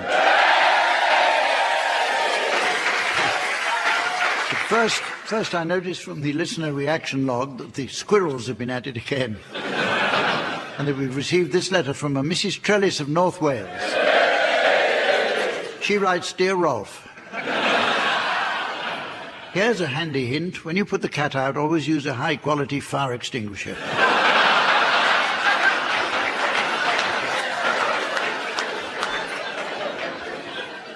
Stupid old bat. Well, this week, in response to a national demand for the ritual humiliation of game show contestants, we'll play a round of Elimination Mornington Crescent. In this variation, the teams must actually work together to accumulate as many points as possible during the game. However, at certain points, I shall ask each panellist to vote off the person they consider not to be pulling their weight.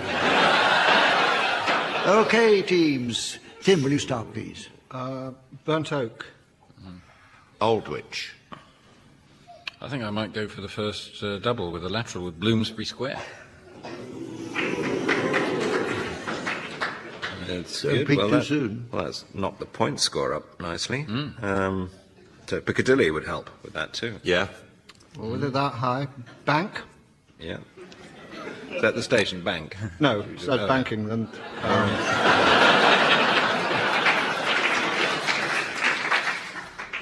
Camden Town.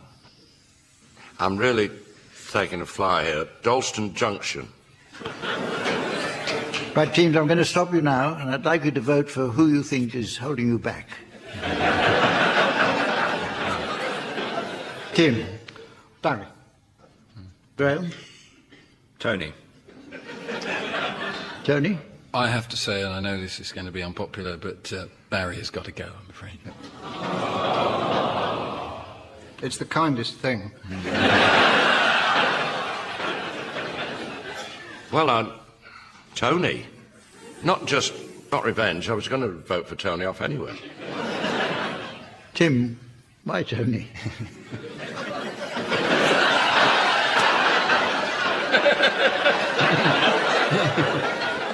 Well, Anne, I actually voted for Barry. I'll do the jokes. Let us know when.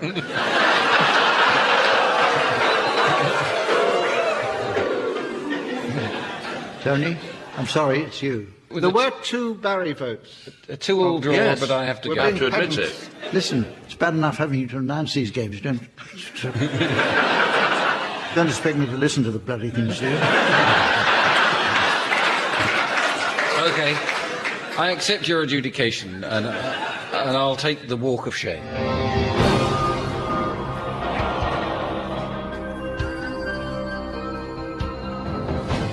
Well, I'm very disappointed to go. I thought I was going well, particularly with Bloomsbury Square, which got us double points. I was let down by Anne, really, who decided I should go even though it was a 2-all draw.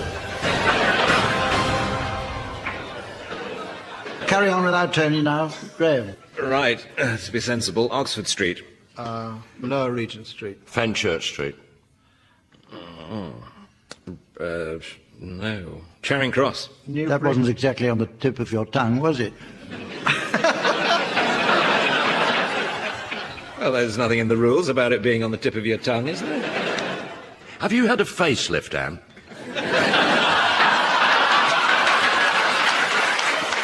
I'm asking the questions. Hatton Cross. Haringey. Paddington. Perry Vale. But I'll stop you there. That counts double. Yes, it does, but you were too Natural. late. Will you vote, please, for... Why am I saying please? I'm in the wrong place. I'd like to vote for Barry, and I'm being consistent. I vote Tim. Well, I know Barry is my teammate, and he is consistently the best player of the game so far, and recently saved my family from drowning. Putting all that to one side... Barry. Graeme, why Barry? Just a whim, really. Tim, why Barry? Cheap laugh, basically. Barry, why not Barry?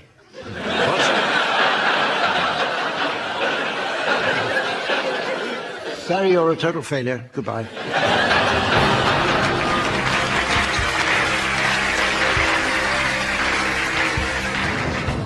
Not too disappointed. I would say it's the taking part, not the winning. Or to put it another way, it's the winning, not the taking part. and I'm quite pissed off, but I think Anne is... I have to say, Anne's looking 20 years younger. OK, start again, Tim. Archway. Monument. Hatton Cross. In that case, Dulwich. Modern rules done. In a few moments, The Simpsons.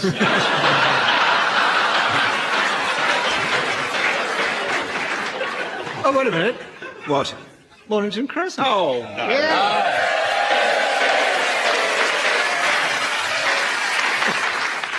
Our next game takes a look at the fascinating world of the greetings card.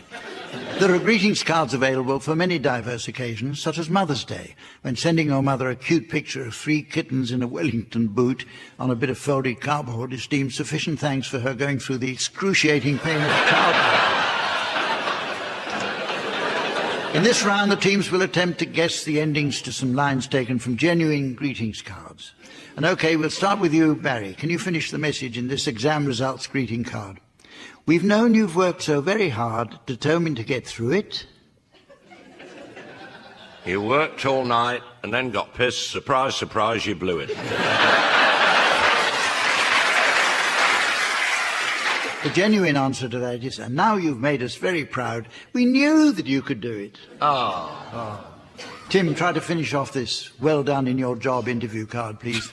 Magnificent, marvellous, wonderful, brill, talented, gifted, consummate skill. Shrewd, adroit, crafty, clever and porous. These are all words from Roger's Thesaurus. The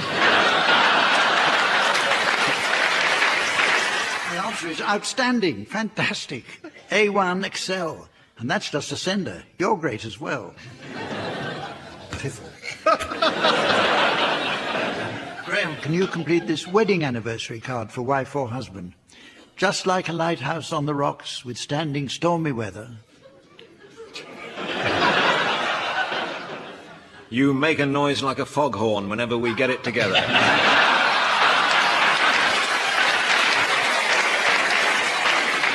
So it's really, your love has shone throughout the years, stronger now than ever. Yeah. Tony, can you complete this happy 16th birthday card? 16 years have come and gone, and now your birthday's here. And now you can do legally what you've been doing all bloody year.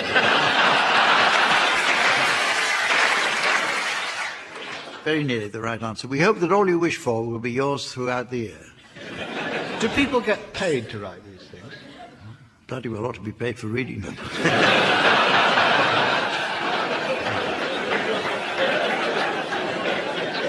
Barry, I have a message and a sympathy card for you to finish off, please. Sometimes words are inadequate, our feelings to express. But just look at it this way. At meal times, it's one less.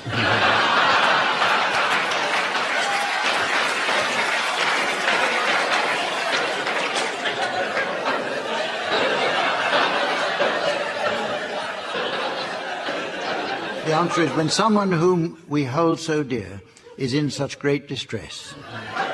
Here are some for anyone to have a go at. This one is a St. Patrick's Day card. We're searching for that clover, the one that brings you luck. May you be lucky all your life and never short of a rhyme. The answer is 4 leaves and a leprechaun can never be too much. It doesn't scan and it's rubbish. Here's a 90th birthday greetings card. Happy birthday to you and heartfelt congratulations. We really hope you'll have a joyful celebration. I said, we really hope you have a joyful celebration.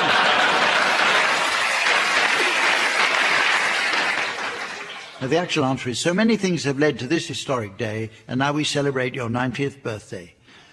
Thud. And finally, this one's a 21st birthday card. Can't find the words to tell you, don't quite know what to say. 'Twas I who gave your mother one 21 years ago.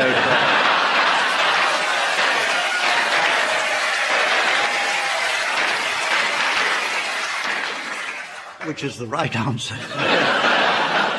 It's music time now with Swanee Kazoo. where the teams duet to meld the ethereal lilt of the swanny whistle with the chirpy croak of the kazoo. Tim and Tony, you can start this. I'd like you to provide us with a rendition of If I Were a Rich Man, to feature Tony Hawkes on the kazoo and Tim Brooke-Taylor on the swanny whistle.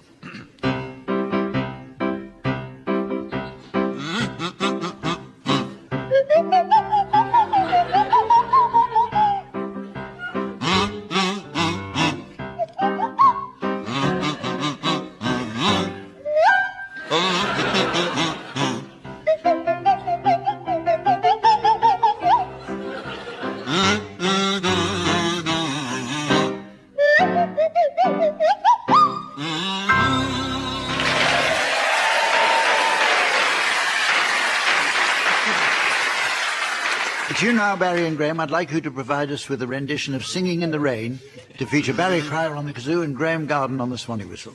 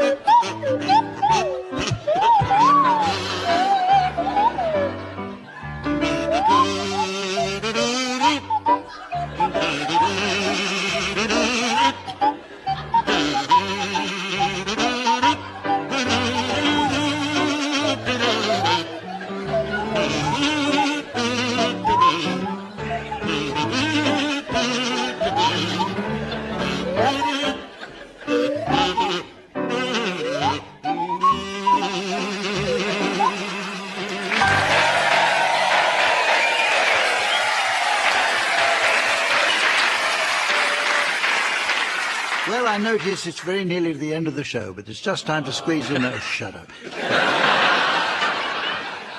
But it's just time to squeeze in a round of Car Mechanics Book Club. Samantha is off just now to her vehicle maintenance evening class, where she says she's keen to strip down a little Austin for a full service.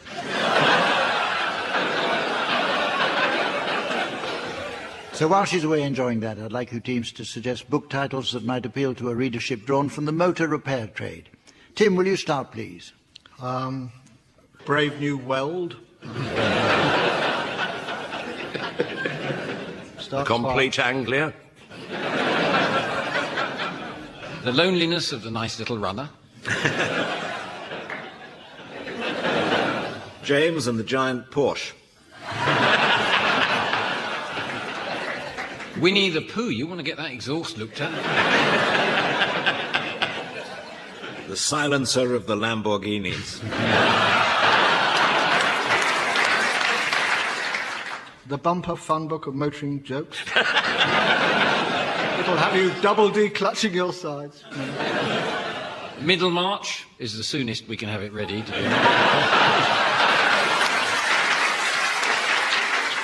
Brake pads at Tiffany's.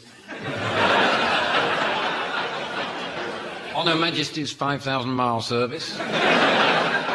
And so... The day of They died with their boots open. Have another go, Graeme. The day of the Jack. So, ladies and gentlemen, as this edition of the show draws to a close, I'm required to assure our listeners that no animals were harmed in the making of this programme.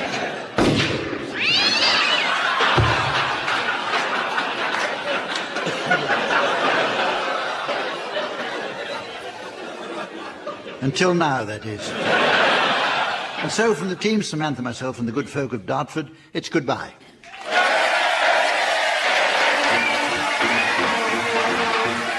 Barry Cryer, Graeme Garden, Tim Brooke-Taylor and Tony Hawkes have been given silly things to do by Humphrey Lyttelton, with Colin Sell setting some of them to music. The programme consultant was Ian Pattinson and the producer was John Naismith.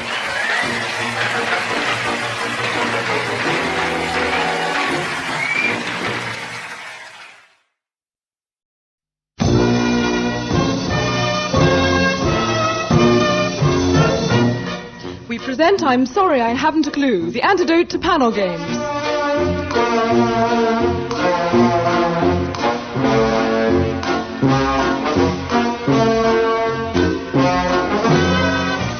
At the piano is Colin Sell and your chairman is Humphrey Lyttelton.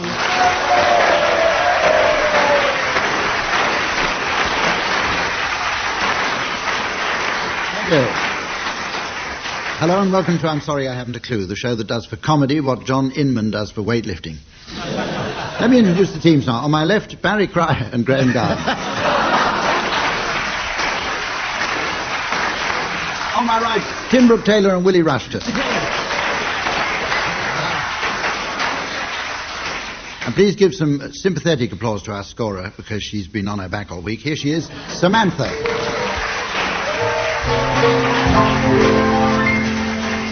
Our first round takes as its premise the poverty of the international film industry, and incidentally there are collecting boxes for the Steven Spielberg Appeal Fund for all the exits. Anyway, for economic reasons, new films will have to be made up from the remains of 2 or more old films, and the teams must then give me the resulting titles.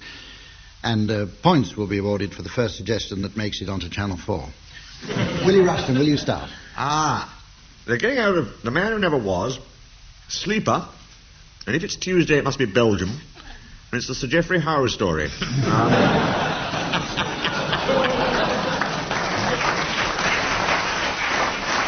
The latest news is Sir Geoffrey will be played by the late Charles Lawton. Without the hump. Graeme. They're going to combine Porky's and The Exorcist to make bacon and eggs. And then they're going to combine that with Freud and The Breadwinner and The Wild Bunch to make bacon and eggs and Freud bread with lots of tomato sauce. Tim? The producers of All Creatures Great and Small have got together with the producers of The Deer Hunter to produce It Shouldn't Happen to a Vietnam Vet.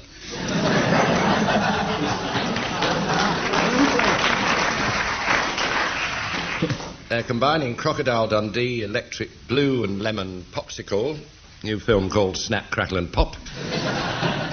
The Facts of Life, Oh God, and the It Press File. It's called File of Facts. Combining Little Women, Bittersweet, Animal House and The Godfather to produce a little bit of House Your Father.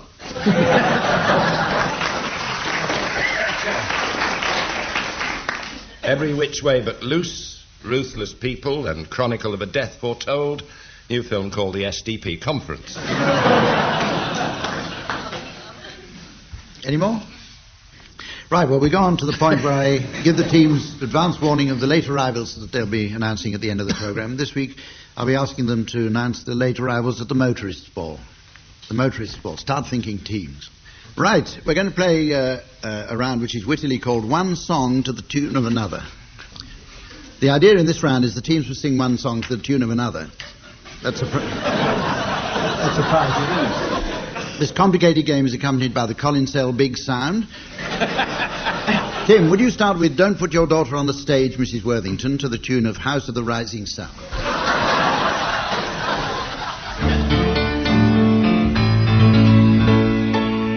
Don't put your daughter on a stage, Mrs. Worthington. Don't put your daughter on the stage.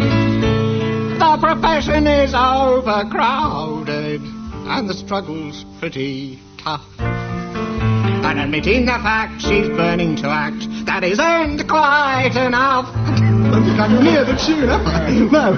She has nice hands to give the wretched girl her due. But don't you think her bust is developed too much for her age? And I've got the words wrong. Mrs. Worthington.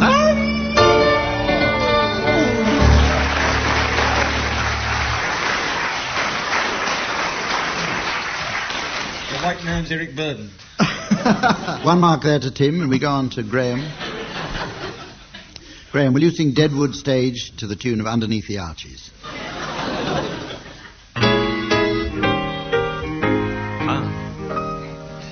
And how the Deadwood Stage is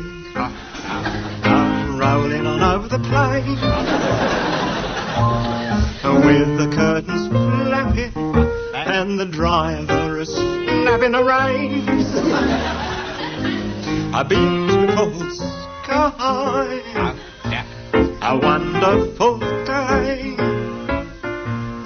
Whip crack away, whip crack away, whip crack away. Stay.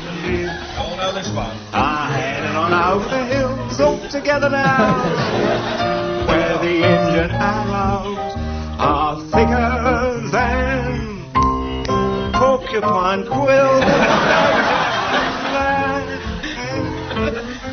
No time to delay.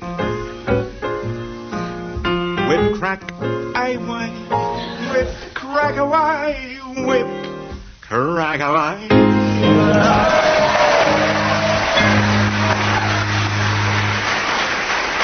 Beautiful. Lovely. Bud Flanagan and Doris Day, ladies and gentlemen. And another mark to Graeme. Well, the same mark to Graeme. Yes. Willie, will you sing Supercalifragilistic to the tune of Baby Love? I don't know the tune of Baby Love, Hump. Well, you have to make up another tune. Oh, right. You won't get a mark. One of the House of the Rising Sun. No.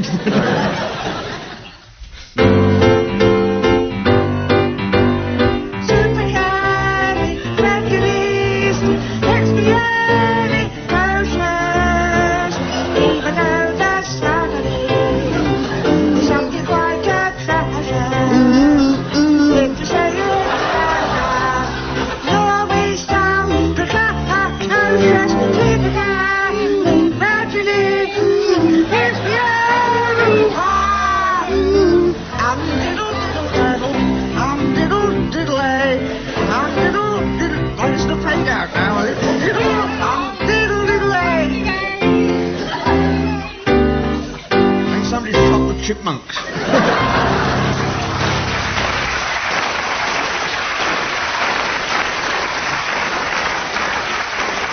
Okay, your turn, Barry Cry. Now, you're going to have to sing Right, said Fred, to the tune of the Merry Widow Waltz.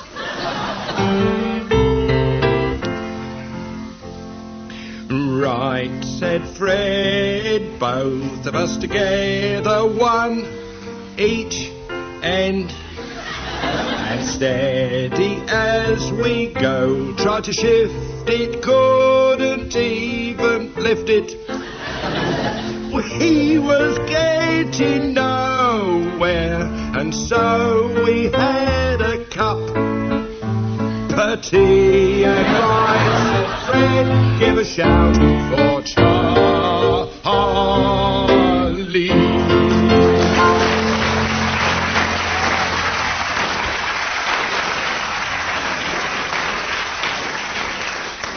We're going to do the ad-lib poem now. Oh, great. Tim's favourite game. Can I play my Joker and not play this one? I'm going to give the first line of a verse and the team must continue until I buzz them, and the buzzer sounds like this. A star is born. It's the phrasing, Sam, it's the phrasing. press the other one. Timing. Buzz it again, Sam. Tim, will you continue this poem, Tim? I'm going to give you the first line, or in fact 2 lines. I must go down to the pub again because the lonely house is dry. Down to the pub again. Good luck, Tim. Because the lonely Come on, house Tim. is We regret dry. the delay in this poem. This is the beginning. At least, I'll damn well try. Because the house is lonely, I'm willing to play this game. But when I'm not in the pub, it doesn't seem the same. Because I like in my hand a foaming tanker of beer. I like to look around me at friends, all old and dear. There's filthy Reg in the corner there, with his disgusting habit. Hello, old Reg, I cry. Good heavens, is that a rabbit?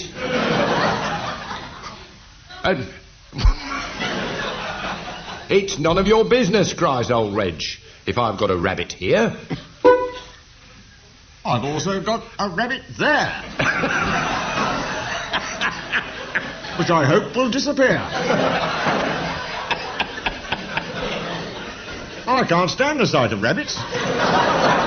But then I'm picking hairs.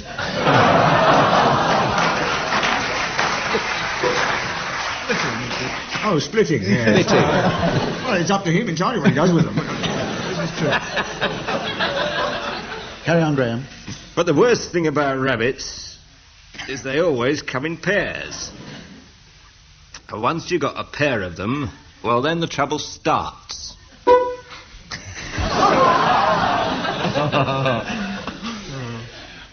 Because you think the pair of them, they do come in 2 parts. It's the drink that makes you see 2 lapins. That's how the Frenchies call them.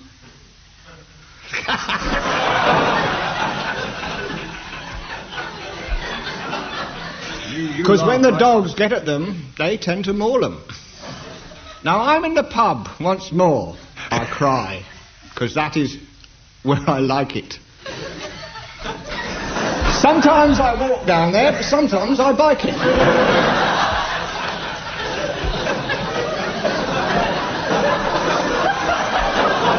On other times, I go on horse. Hey, more. Winning streak. Because they shriek out nay.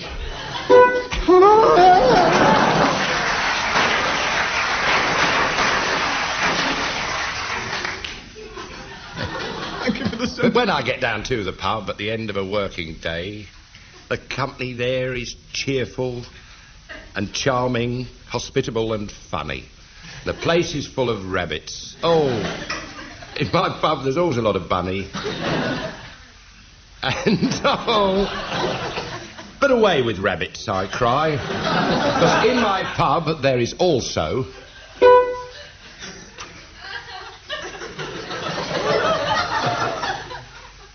the deeply enticing Samantha Scott, and how she loves to bawl so. What did I say? Selina Fox, you said, didn't you? I wasn't listening. I don't blame you. I was aiming for the ball so, which I thought was terribly good. They prefer you silent. My word, sir. Does she love to bawl, whoever she may be? A collection of knitting wools, the pride of all her family. But this particular afternoon, as I was quaffing my ale, I happened to bump into Tim B.T., who told me this long tale.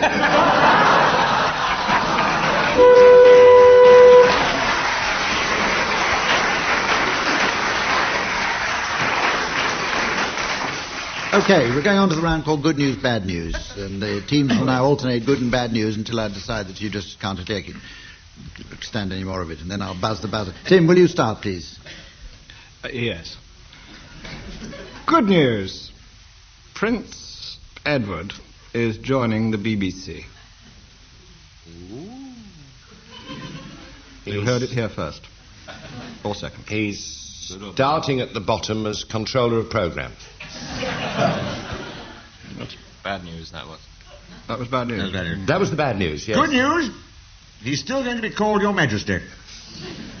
Bad news, so is Esther Ransom.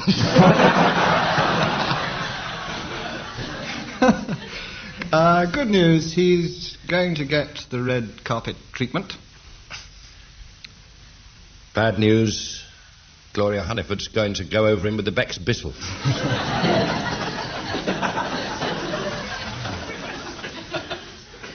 Good news, that'll be a good round in the next It's a Royal Knockout. Bad news.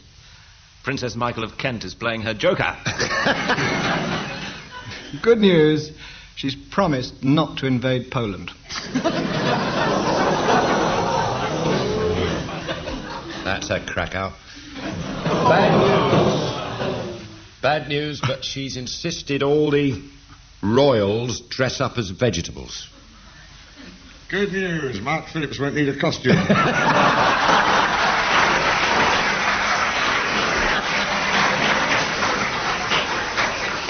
I think the tower beckons. Was that good news? Yes. Yes, that was excellent news. Bad news, Princess Di has asked the Emmanuels to run up a carrot.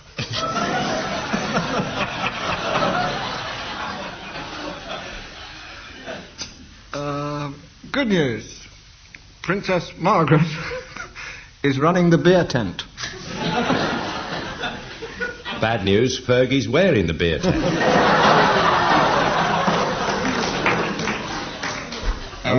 It's Fergie now, is it? Good news. Prince Edward will then be leaving for ITV. Where he'll be doing a show called The Prince is Right.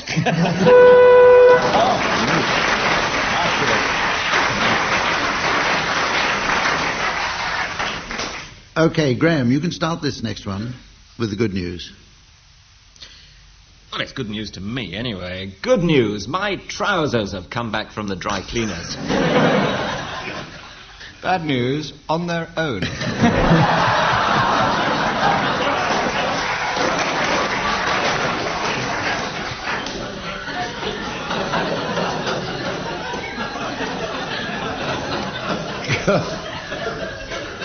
Good news, they picked up a bit of skirt on the way home. Bad news, they've moved into the wardrobe together.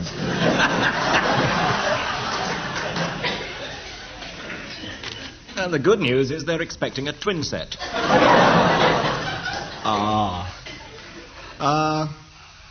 Bad news, my underpants have just come out of the closet. Not before time. Good news, they're going to star in Run for Your Wife fronts. Bad news, they open on Monday.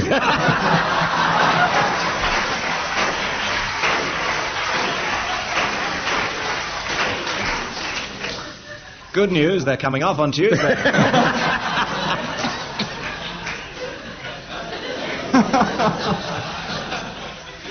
Bad news, they weren't a patch on Tom Stoppard's jumpers. Oh, continue. Good news, but a damn sight better than no socks, please, we're British.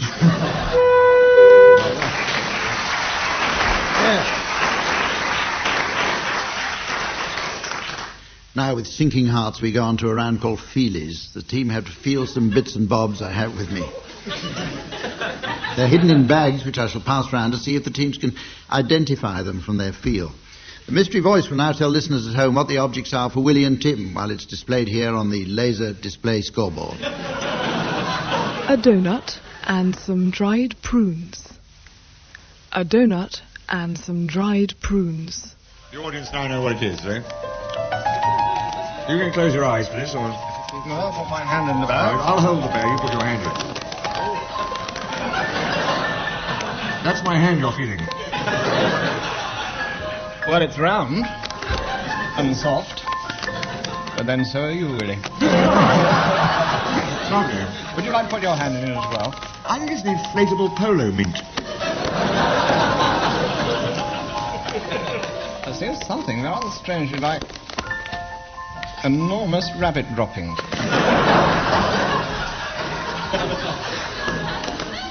Going to have to hurry you along. Let me just tell you that you're nowhere near it at the moment. Is this a mini-series? The audience may applaud if you're getting warm. Nothing. Is that right? There's nothing in the bag? No. Either that or it's a donut and a lot of old prunes. Absolutely infallible. Right, over to you now, Barry and Graeme. And here's the mystery voice to tell you at home what's in their bag. Some peeled grapes and a pork sausage.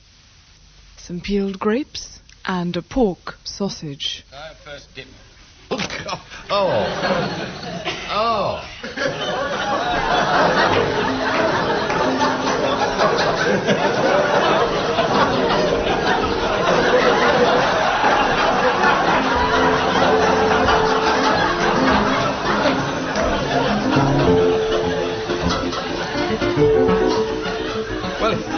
Well, it's no one I know.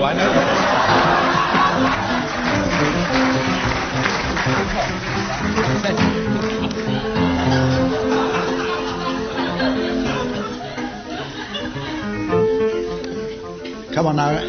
Any ideas? I didn't even know Dudley Moore was in the country. It's, well, it's sort of cold and moist. And uncooked to the point of possibly still being alive. Sausage.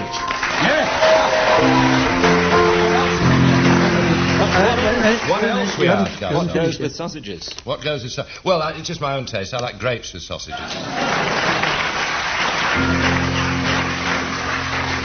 And they are. Good Lord. They are. You like Pass it among peeled the or audience. unpeeled, Barry? Just to Very get fine. what's on the card. Pardon? Peeled or unpeeled, Greg? Peeled or I won't look. Peeled. Right. Okay, well, that was exciting. As we come to the round called Straight Face, the idea of this is not to amuse the audience. No surprises there. So each panellist in turn says a word, and the first one to get a laugh from the studio audience is disqualified. So that rules me out. Now, the surviving member at the end wins a suede telephone. Willie. Oh, then I'll have two. Willie Rushton, I'd like you to start. A suede telephone. You're disqualified already because for saying more than one word. No, it's all one word. It's just a suede telephone. All right, I'll allow that. Curry. Sausage. Grape. Prune. Moustache. Kempt. Shevelled. Terminus. It made me laugh. It's the way you tell them. I'm sorry, Willie. I definitely heard a titter. Very funny. Very So we continue now with that, Willie. Hump, could you possibly get the audience to be completely quiet? It's very difficult for us. Shibboleth.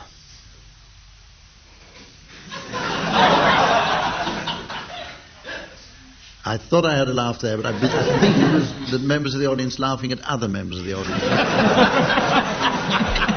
That doesn't really count. Unless we disqualify half the audience, which the lid is pretty thin. Boot. Coccyx. Oh, you're out, aren't you? Yes. 5 years you were in, weren't you? Striptease.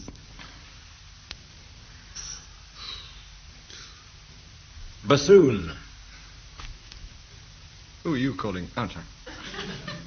Plinth. Crockery. Abacus. Teapot.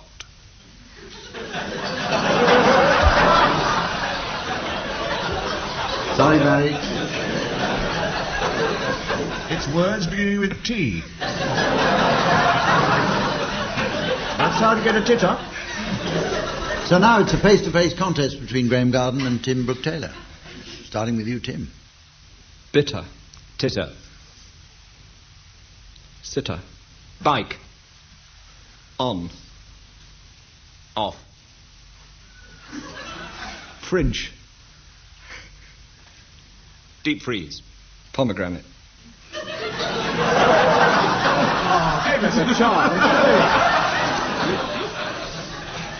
Well, with Tim Brooke-Taylor bringing the house down, Graeme Garden's the winner of that match.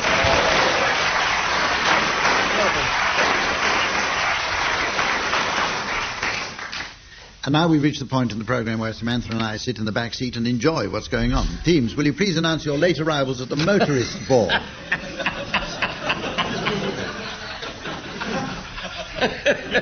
I have nothing to add. All the way from Wales. We'll keep her welcome. They better add he'll be back soon. Will you welcome, please? Mr. and Mrs. Screen Wipers and their son, Win Screen Wipers. Will you welcome from Sweden, please? Last year's model. With manual gears. From Spain. And from Germany, Hans Freephone. And his friend Otto Bahn. Welcome. There's Mr. and Mrs. Amcones and their daughter Maud Amcones. That's rather touching because the band, Morris Oxford and his music of the motorways, is actually playing Send in the Cones as you speak. Morris Oxford. Oh, at school together with Morris Major and Morris Minor. He's brought his incontinent dog, 3.5-litre Rover.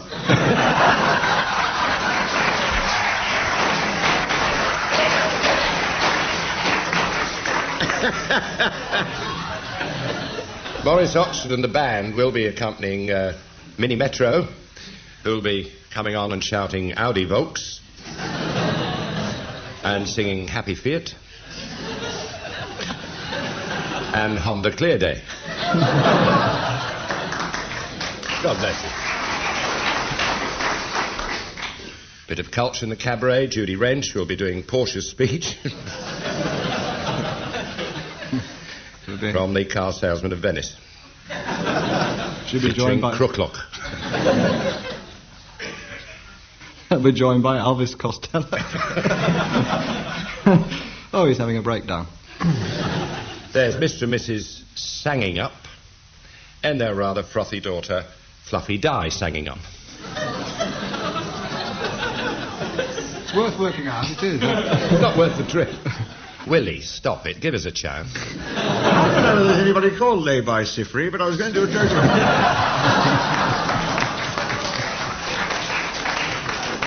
I don't think you should. No. A plane has flying over here has shed a load of car parts. It's raining dats and cogs.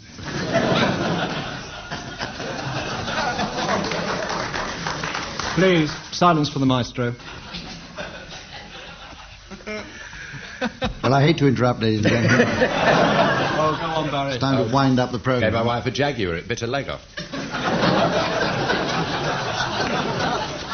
With Barry having the last word there, it's time to wind up the programme. Well, there's Mr. and Mrs. Petrol again, and their daughter Renata Petrol again. That's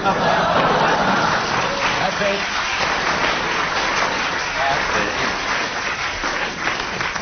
So, with Graeme having the last word, it's time for us all to say goodbye. Join us again next time. Until then, goodbye.